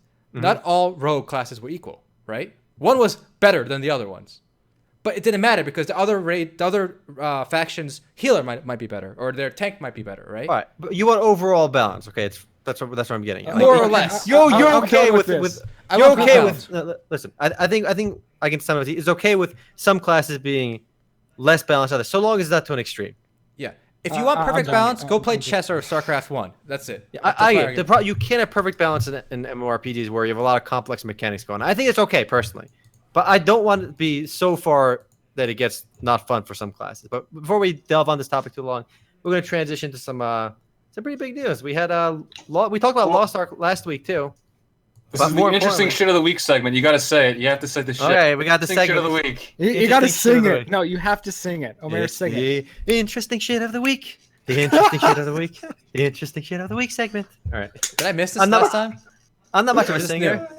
No, I It's think we the go, Gumby, you got it. interesting shit of the week. It's way better than mine. I feel embarrassed now. You got to sing in the shower more, man. All right, I You, will you next guys time. sound like the beginning of any section in You Don't Know Jack right now. Just- Okay, so the point is, Lost Ark. It's been hyped for a long time. Closed beta date announced August 24th. South Korea only. Limited to around 9,000 users, according to Steparu. The beta doesn't come as much of a surprise after the NVIDIA SLI driver update, which Whoa, Even whoa, whoa! that- Did you say driver? Driven. I might have said Driver. All right. You're going to hell, but continue. I was going to hell long before I said Driver, but there is a teaser site which has a countdown timer on it in Korean. If you guys like that stuff. But yeah, it's happening, and there was also a class reveal today. Pretty exciting. It's a rumor. It's unconfirmed. We do have a video here, which I believe is playing. It is playing. And the classes that may be uncovered include Bard, Battlemaster, Berserker, Blaster, Devil Hunter, Fighter, Gunner, of course, Infighter, Warlord, and Warrior. And none of these names are confirmed either. No, none are confirmed. Someone was asking about ARPGs earlier. This is one of the biggest hyped ARPGs thanks to a beautiful 14-minute trailer. 20 minutes early in the year. 20-minute trailer. And it should be noted that there are going to be 3 starting classes and 18 advanced classes, I think. What is Infighter? No one knows. Infighter, I looked it up. It's like a crowd fighter or something. I don't know. Anyways, the classes here that are on display, we don't know which ones are going to be the starter classes and which ones aren't, and some of them may be advanced forms of other classes. It's just that there are going to be like 21 classes in total between the starters and the other ones. That's all we know. And I mean, you can look at these and you can see where maybe these might be advanced forms of the other ones, but we don't know how it works just yet. I think we're all pretty hyped about the game. It's only a Korean closed beta, though, so we still have to wait a while in the West before we see it. I think we've already all seen the game. I think. Oh, did you watch that 20-minute trailer, Matt? Matt, did you watch the trailer? The 20 minutes long. The 20-minute trailer. I'm just kind of. I mean, it looks nice. I'm just. I mean, I love action RPGs.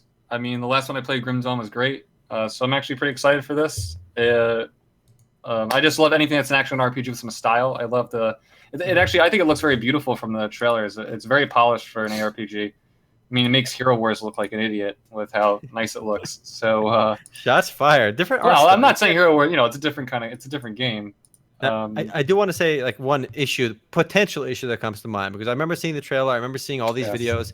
It looks very linear, doesn't it? Like even the map designs, it feels like it looks like an endless hallway to me. But what ARPG isn't really Path of Exile, like you explore the map. It was like it wasn't just a direct hallway. Like there's like Grim a Dawn map. was a little bit of a hallway, but that was kind of their fault for making it all take place on the coast. I mean, the actual world design wasn't a hallway. I don't mind that though. You guys don't like that in your ARPG? I actually prefer the hallway. I don't care one way or another. I'm just not very hyped about this. All this is a world map. Because I remember seeing one of the trailers where like the guy was like sailing a ship in the ocean, landing on like an island, and then like in the island, it going into like the map. All right, it might have that Tree of Savior vibe to it then. But I feel like a lot of the level designs, like the dungeon designs, look kind of like hallway style. Imagine Final Fantasy 13. People gave that game so much hate for the hallways. That's a vibe I was getting from the Final Fantasy 13 because of the hallways, but that's a different. Yeah. But I think a lot of action RPGs like are going to. For example, if you look at even HeroWarz, like the levels are just hallways. They're pretty short hallways too. They're very short. They're more like closets. Yeah, they're closets. But what looks really cool in these trailers, and I think a reason a lot of people hype about it, it's an action RPG, but just the combat and the spell effects and just the physics looks really cool, and it looks like a really like high production value game. Trailers are always deceptive though. Keep that in mind. Always. Trailers are always designed to get the hype out of you, and the game might look awful to get in. And also, isn't it this company's first MMORPG? So, I mean, we're kind of. That I'm not sure.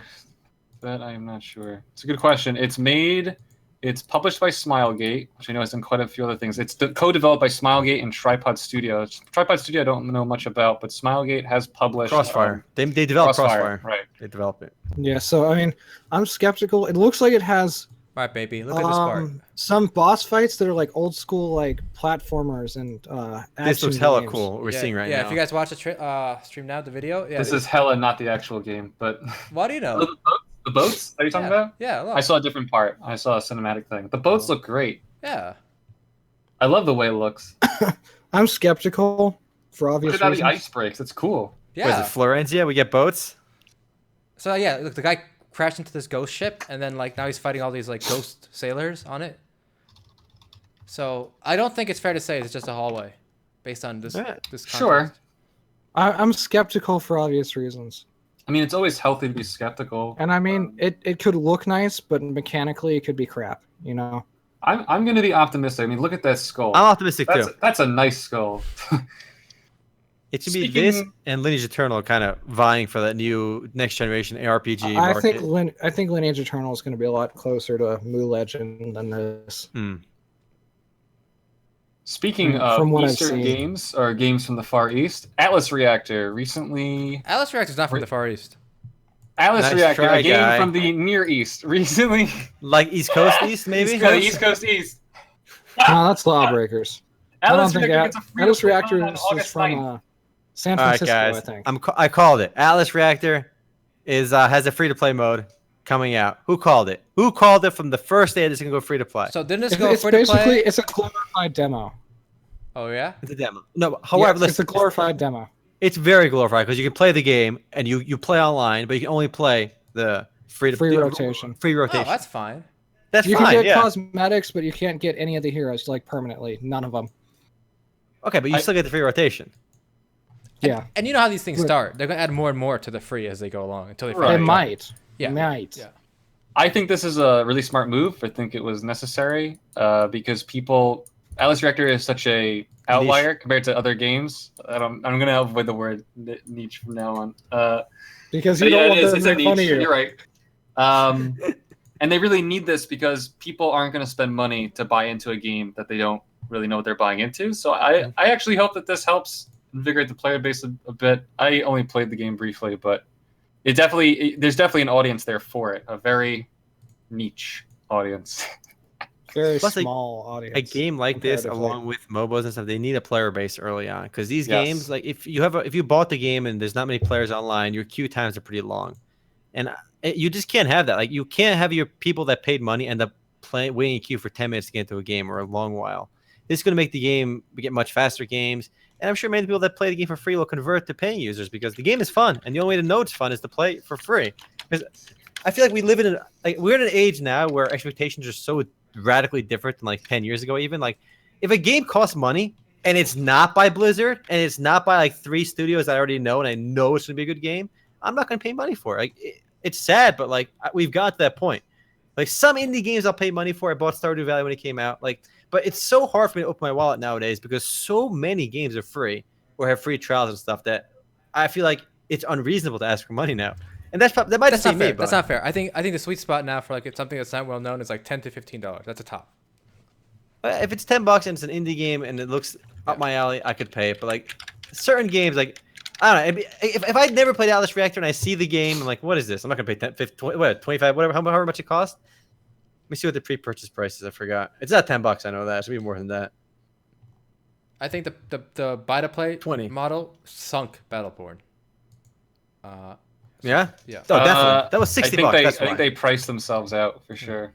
They hurt themselves big time.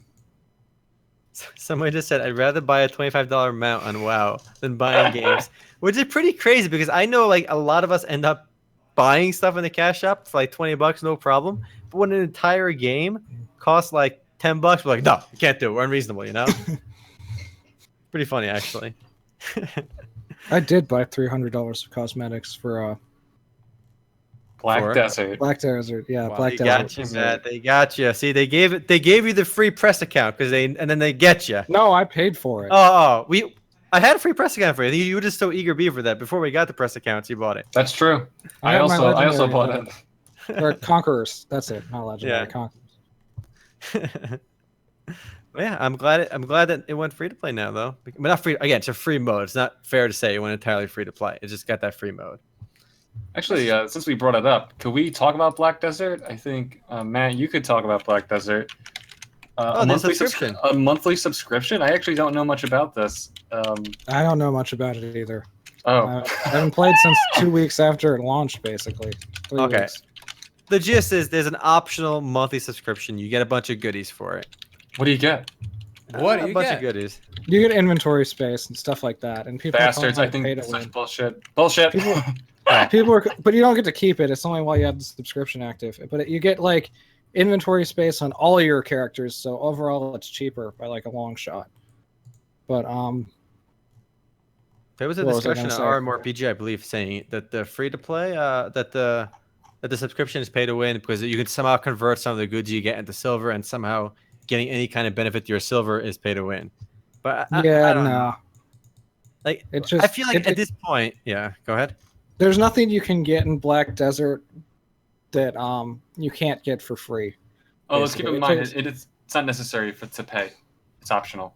Yes, It it's takes I an- should optional. clarify that.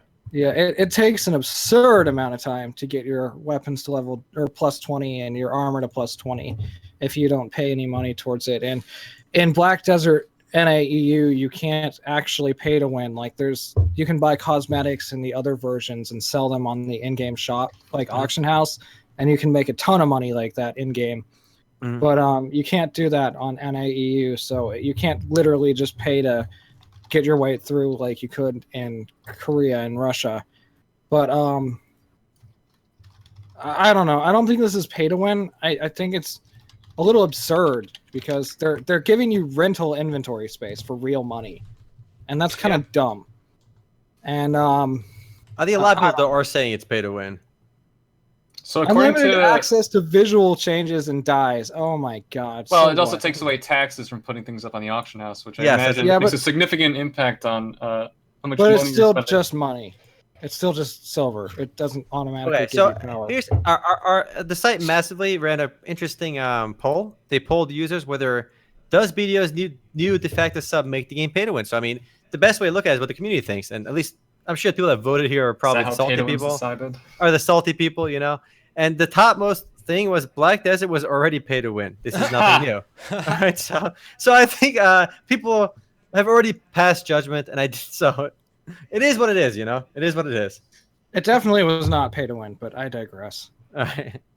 Well, whether something's pay to win or not is irrelevant as long as the perception is what matters. Yeah, I guess that's the new definition. Pay to win is all exception, since you can never argue. Because it's not like specific what is and what's not. You know, it's some shades of gray over here. You know, I'm so 50. tired of this pay-to-win term. Yeah, me too.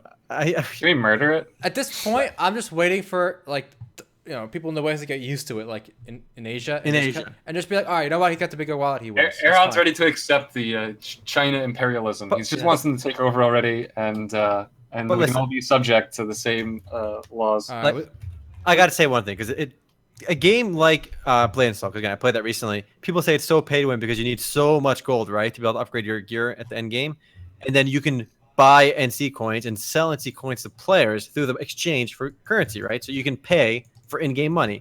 But why are people upset? There's literally bots spamming in every single MMORPG. Every single game with players, there are bots selling gold anyway. And Yeah, healthy nobody sign. cares about that. There's also pay to win. You pay for a third party to power level you, buy an account, or buy. This is such a prevalent industry. Like nobody stamped it out. WoW hasn't stopped it. You Everyone- can't. You can't. It's impossible. Every game you can pay for a max level character. Every A single bot. game. You can buy a max level character today in every MMORPG. Yeah, So just I because used the to sell them. developer, just because okay, and what NCSoft is doing is they facilitate a transaction between people with premium currency and regular currency. Like that should not get the hate it does. yeah, I agree. Every game should have a built-in transfer system through players. And I remember Neverwinter had a good system with diamonds for Yes. this. Yeah, so I'm A-okay with that. But they get so much hate just for that, and I can see that the reasons they see players get ahead by just spending money and changing NT coins for regular gold because gold is so important in Blade and Soul. But it's just the way it works now. I mean, those guys will buy coins if not from other players, from the gold farmers themselves. There's no way around it. And All right, well, it is guys, what it is. We're doing interesting shit of the week wrong because we spent way too much time on this. So let's move on. Gumby, you All right, posted take a it. few here. Oh, there's one we got to touch. This one we had to talk about because there is a door in an Yes. old game you may have heard of Yes. called Tibia. And this door has existed for 10 years, but no one a has little ever gone through it. less than that. Little less than 10, 8 years, right? 8 Okay, years? something like that. The door's existed for a really freaking long time, and no one's ever gone through it because you have to be level 999 to pass. There is currently someone on the server that's level 998. Is that correct, or did someone actually keep going So- through Somebody it? No, hit- he made it to 1,000. He went said through. he was going to keep grinding to 1,000. Oh, that bastard. Anyway, the door, well, is finally opened. What's behind the door? Do we even know, or he just didn't go through it? Are you telling me the one person who hit level 999 chose not to go through the one door that Yeah. demands he be level 999? Yeah. Damn He, it. he told people he's not going to tell them. Ah! He's like, you want to get you got to get there yourself, buddy. That's hilarious. That's He should great. make a Twitch. He's make a Twitch and just countdown to it. He probably got so Yeah. many people watching. Now, this is Yeah. He was something on Twitch. I love because we've talked about this. Unfortunately, we normally talk about this when we're not recording. We should be, but this is content that's been out of people's reach for so many years, and that's so awesome that it's only just happened because it's exciting. Right now, Tibia's in the news. We wouldn't be talking about Tibia otherwise, you know? Mhm. So, pretty cool. I want to give some context too, because Wait. Holy Go ahead. crap. Hold on. All right, can I get some context? Please. I want to give some context because this door was introduced to the game about 8 years ago. At that time, the highest level player in Tibia was level 300. So I guess the developers jokingly said, okay, we're going to make this door that you can only go through if you're level 999. Because at that time, they had doors where you can only go through if you're level 10, level 20, level 50, and so forth. So they just threw it in there, and it left there for 7 years or plus, and nobody got the max level, and they're finally getting around to level 999 now, so somebody can do it. Hey, fun fact. Last year, in September, they asked people what they would expect to be behind the gate. I guess because they realized last year that somebody might plausibly make it sometime soon, and there was nothing there. So people were guessing there's nothing there? I don't know. No, I'm guessing there wasn't because they asked people what they'd expect to be behind it. Mm-hmm. So Like you're last telling me year. It's a big ball of disappointment. The expectation was there be nothing there. Do we know for sure? No, we don't know for sure, Okay, but it's hilarious. It's funny. I'm checking the yeah. forums. A lot of people expected there to be nothing there. But again, it's pretty impressive. It's probably going to be like nothing because they put that there as a joke. But the thing is, they had so much time to put something there as the developers realized people were catching up to level 999. Can we give this guy some freaking props? Because it took years for him to hit level 999. I mean, this is a guy who's built to grind, all right? Oh my god! Look, guys, there's a screenshot of the game. Look at this beautiful UI. It's like I think 2/3 of the screen is UI. This is some classic MMORPG gameplay right here. Yeah, I so can't do this anymore. he was streaming, and he had over 7,000 viewers. Damn, for Tibia, it's probably more than the players they have. Well, they did have a count. There are 16,000 players online right now. Dang. Yeah, very successful game still. Wow. Okay, for example, I want to give some perspective on how difficult it is to get level 999. There is a thread on our Tibia MMO, and the Swedish Irish man says on Reddit, to give some perspective on how insane hitting level 999 is, I'm level 500. And if I keep XPing at a pace of 2 hours per day, in a spawn that's considered top 3 for a player of my vocation and level, I'll hit level 999, and if he grinds for 2 hours a day in the best spot for his class, he'll hit level 999 in 7 years and 4 months. Ha! You need an incredible amount of grind. The amount of time he has sunk into the game cannot be overlooked. We're talking like if he did slash played, it would be 5 years plus easy of in-game grinding. And I saw him streaming earlier. He was just grinding while he's 999. He's grinding, and people are watching him grind just to get that max level. No thanks. I'm not built for it. I couldn't do it. Some guy said 2 hours a day, filthy casual, bro. Yeah. Okay, fine.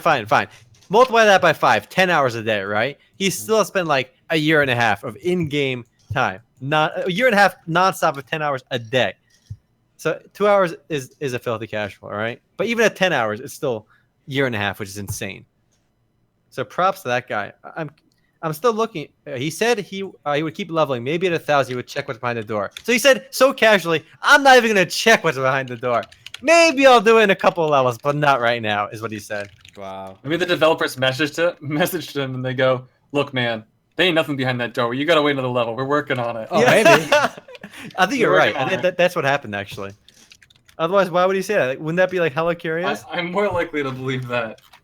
So this game came out in 1997. So that means next year it will celebrate its 20th anniversary. That is impressive. Wow. Mm-hmm. And it's been going nonstop. Go ahead. Speaking of older games, for a transition that doesn't make any sense, there is a fan-made StarCraft MMO I thought would be worth bringing up. It's called StarCraft Universe, and it's officially sanctioned by Blizzard. You can access it through battle.net. They gave the go-ahead.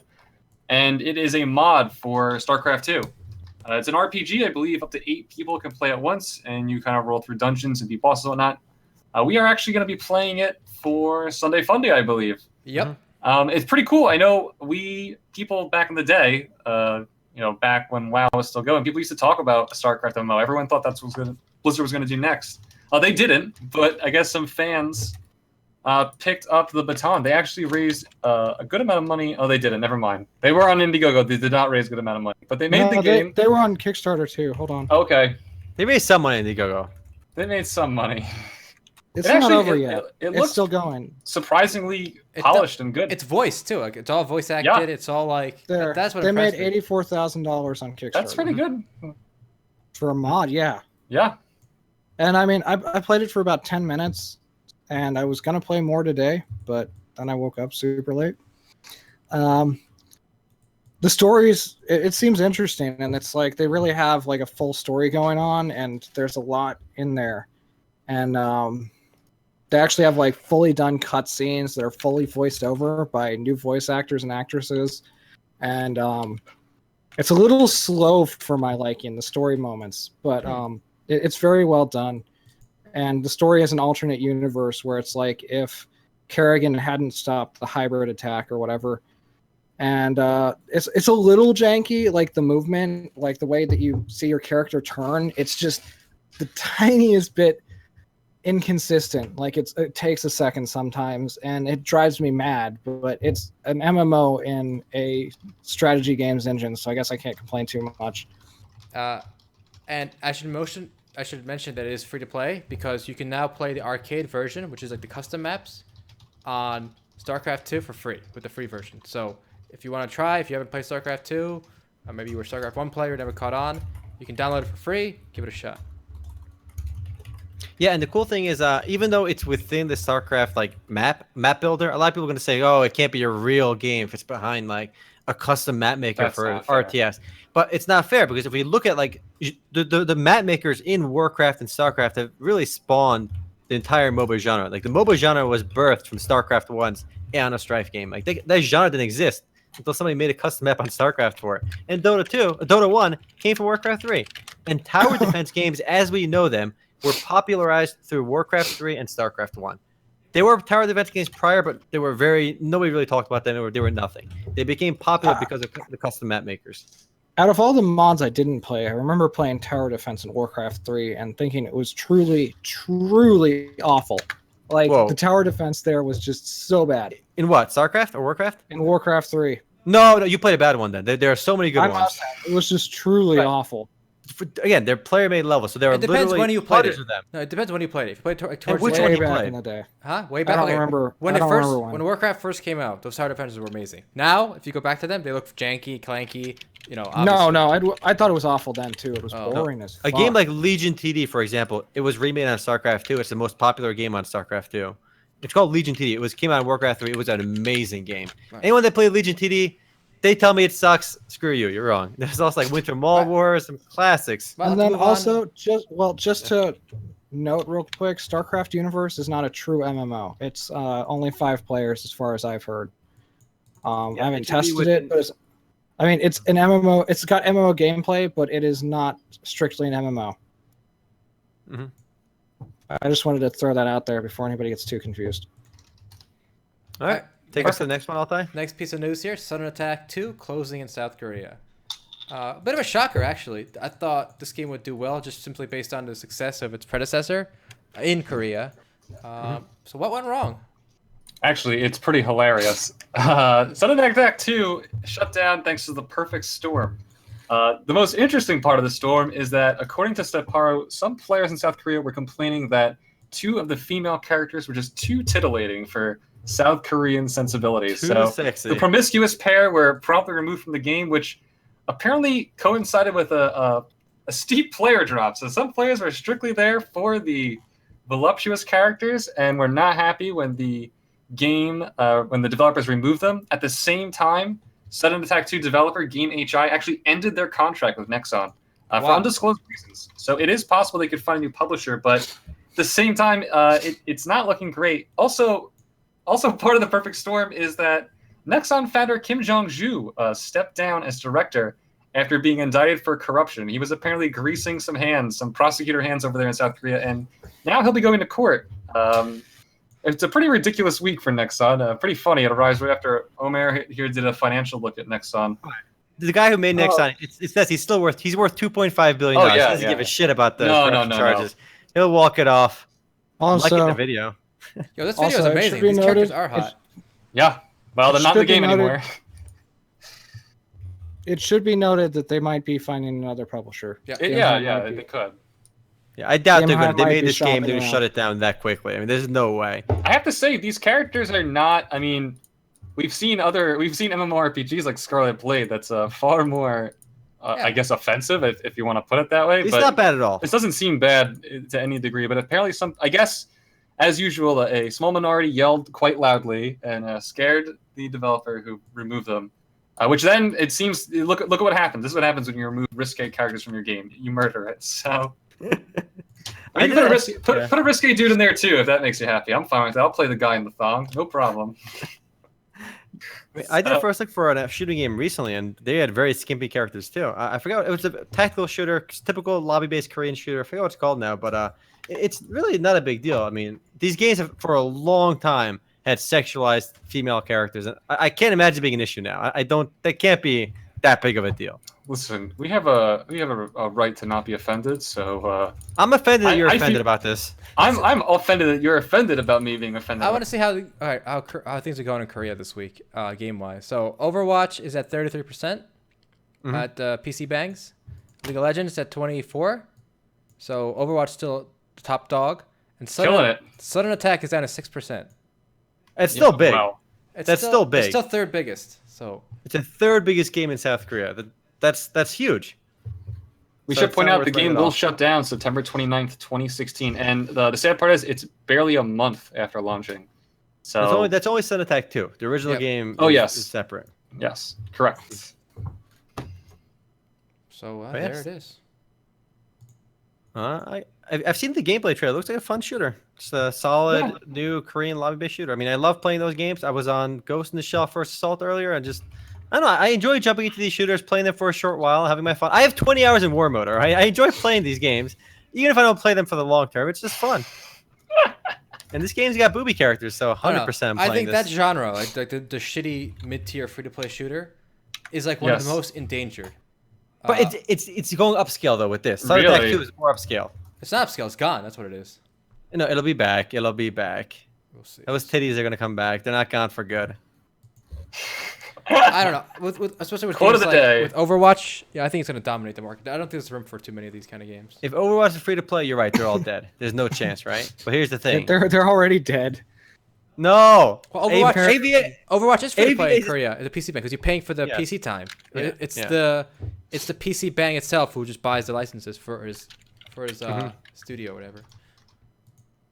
I don't think these games are dead. I think that's unfair. I think the word dead gets used way, but they certainly won't have the same influence that the big budget games like Overwatch will have over the industry. You'll always get, I think they're like cockroaches, right? And they're the cockroaches we don't mind because it says there's food somewhere, but they'll always exist. I think you'll always get mid-tier shooters. Speaking of big budgets, next week is the annual tournament for Dota 2.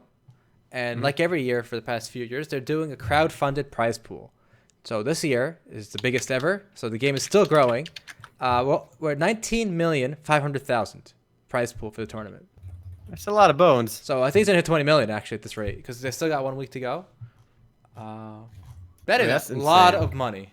There's a lot. The prize pool for like the biggest league tournaments are like 3 million for the whole thing. You already got like nearly 20 million. It's insane. The winning team is gonna walk away with like over $1 million each. Yep. Each. Almost the 2 winning million. team gets $1 million. Almost 2 million each. Yeah, almost 2 million per player. That's insane. Again, remember, the winning team gets $1 million to split between them. It's a good chunk of change. You know, you got 5 players, they each get 200K.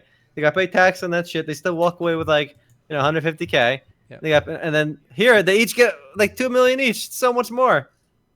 You can buy a lot of it's a lot of mesos. So here's the breakdown here. First prize. Remember, each team in Dota is 5 players, right? So first prize takes 8 million right now. So it's almost, and it's not over yet.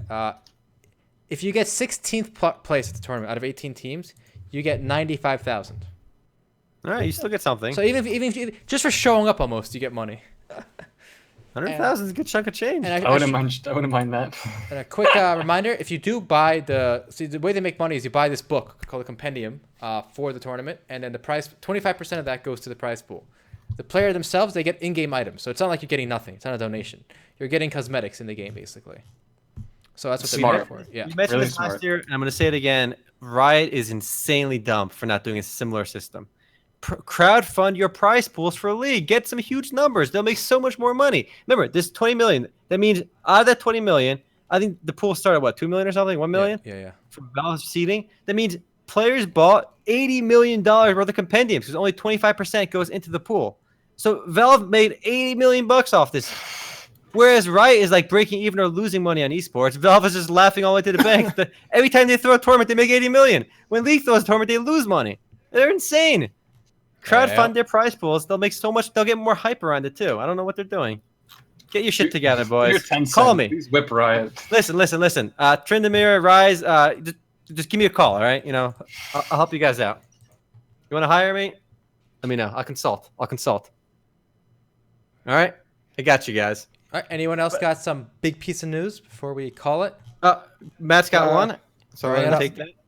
Yeah, I thought it was cool. There's this indie MMO called Blue Saga, who the developer basically like took it offline for a long time while he was working on another game, right? And didn't give it any updates. It was offline, and it came back eventually. But now the new thing is it's gone open source, and players can host their own servers.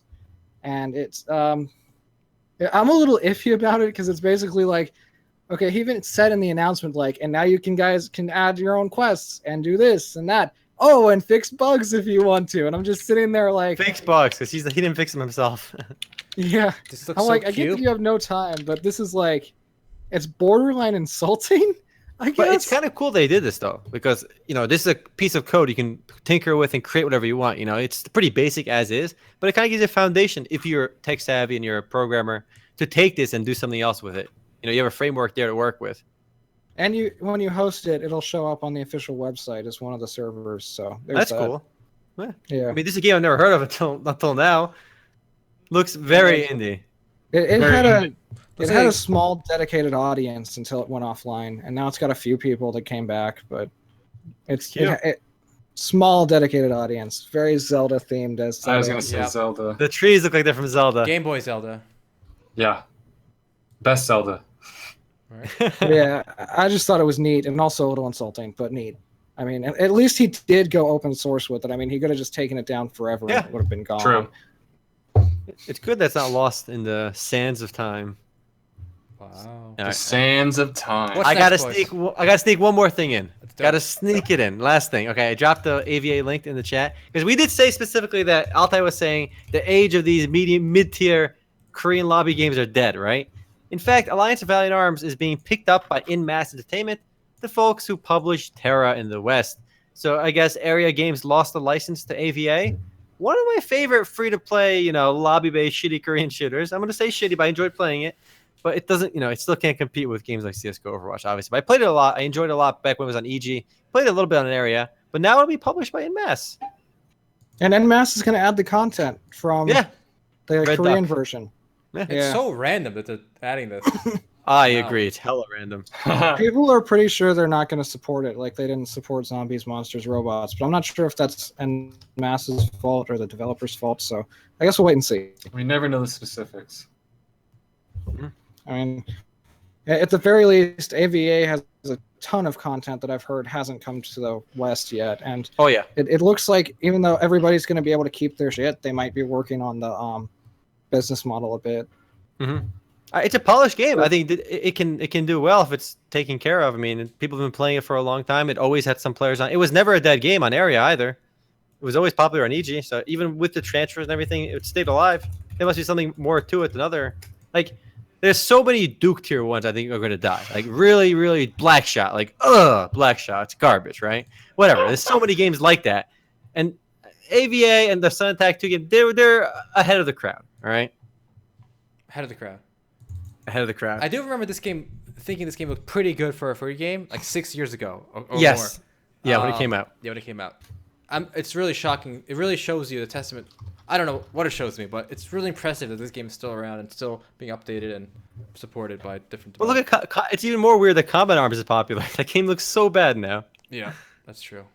Combat Arms is the best. Everyone hacked. Everyone hacked. I don't remember if it's Combat Arms or Soldier Front that I'm thinking of, but one of them, I hated it. Soldier Front sucked, but it was really popular back in the day too. AVA is newer. It's much easier to get into. How's because games it's newer. doing these days? Let me check out their homepage. Area just got bought out by Amiga, I know. remember? No, that's not too recent anymore. Yeah. Their next biggest game is gonna be Twin Saga. That's I'm like their still next waiting for thing. the shakeout from the buyout or the merger. Well, they're losing the license to one game, AVA. I see more Fallout than that. I think S4 League's gonna change publishers too. Yeah. Isn't S4 League also available on some other? I'm pretty sure it's already published somewhere else as well. I don't. I don't know. Combat Arms is Botter and Hacker Paradise. I mean, that was one of the games where you go into a game, there's a 9% chance at least one guy's hacking. Probably 2 to 3. If you get one hacker, you're not leaving, because if you leave, you join another game. There's 5 hackers. So if you have one hacker in your game, all right, this shit's pretty good. That's what I remember about Combat Arms. Good times. Good times. All right. Well, does that wrap it up for interesting shit of the week? There was one more interesting shit of the week. Quick tidbit: Overwatch and Hearthstone currently getting DDoS'd by most likely the people banned for cheating. Wow. Good on you, DDoSers. You stick it to the man. Right. Now that you brought up DDoSing and look at these dorkly images of people complaining about getting banned in Overwatch. It's called Overwatch Cheaters Got Banned, and This the is a good way to lighting end. is hilarious. Even like the tracer picture at the top just fits so well with this. Let's scroll through these, and I'll let you read them out loud, Altay. All right, I just got banned too. What the fuck? Blizzard, you're gonna punish people who paid money for this game? Can I sue Blizzard? Sadly, I am banned. These mortals have angered me for the last time. Go down to Blizzard number will 8. feel my wrath. Number 8 is the dumbest one. I don't want to read this one. It's just weird text. I'll read number 8 here. Listen up, goofballs. Pink text. We are at war. War with Blizzard. Every day they persecute us for our beliefs. What the fuck? We have done nothing wrong. We were merely using our code to make certain colors of the screen get altered. There's no harm in that. Wow. Anyway, people were bitching about I paid for $150 because I was level 240. I got banned. Okay, shut the fuck up. Stop cheating. It's that simple. Oh, I want to clarify. They're not really hackers. DDoSing is. Oh no, I'm saying the people that got banned for hacking. Oh yeah, they were. These cheating. guys are the ones. Here, I like this one. Can we make a petition or something? I deserve another chance if I spent extra to buy pre-order edition. Okay, here's how you know. One of the items on the pre-order benefits was not a second chance for hacking. You know, that was not on the list. You get a jail free card if you get caught cheating. That was not on the list, guys. I'm sorry. When are we gonna get the change.org petition? That's what I'm waiting for. Because those are binding petitions. You know, they mean something. I figured this was a good one to end on. Yeah. All right, we can call it there. All right. Well, thanks for sticking around, guys. It looks like Matt is vacated the room already.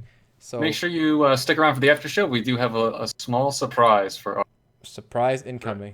We have an Oprah surprise. Wow. Oh, everyone's gonna get a car. Oprah surprise!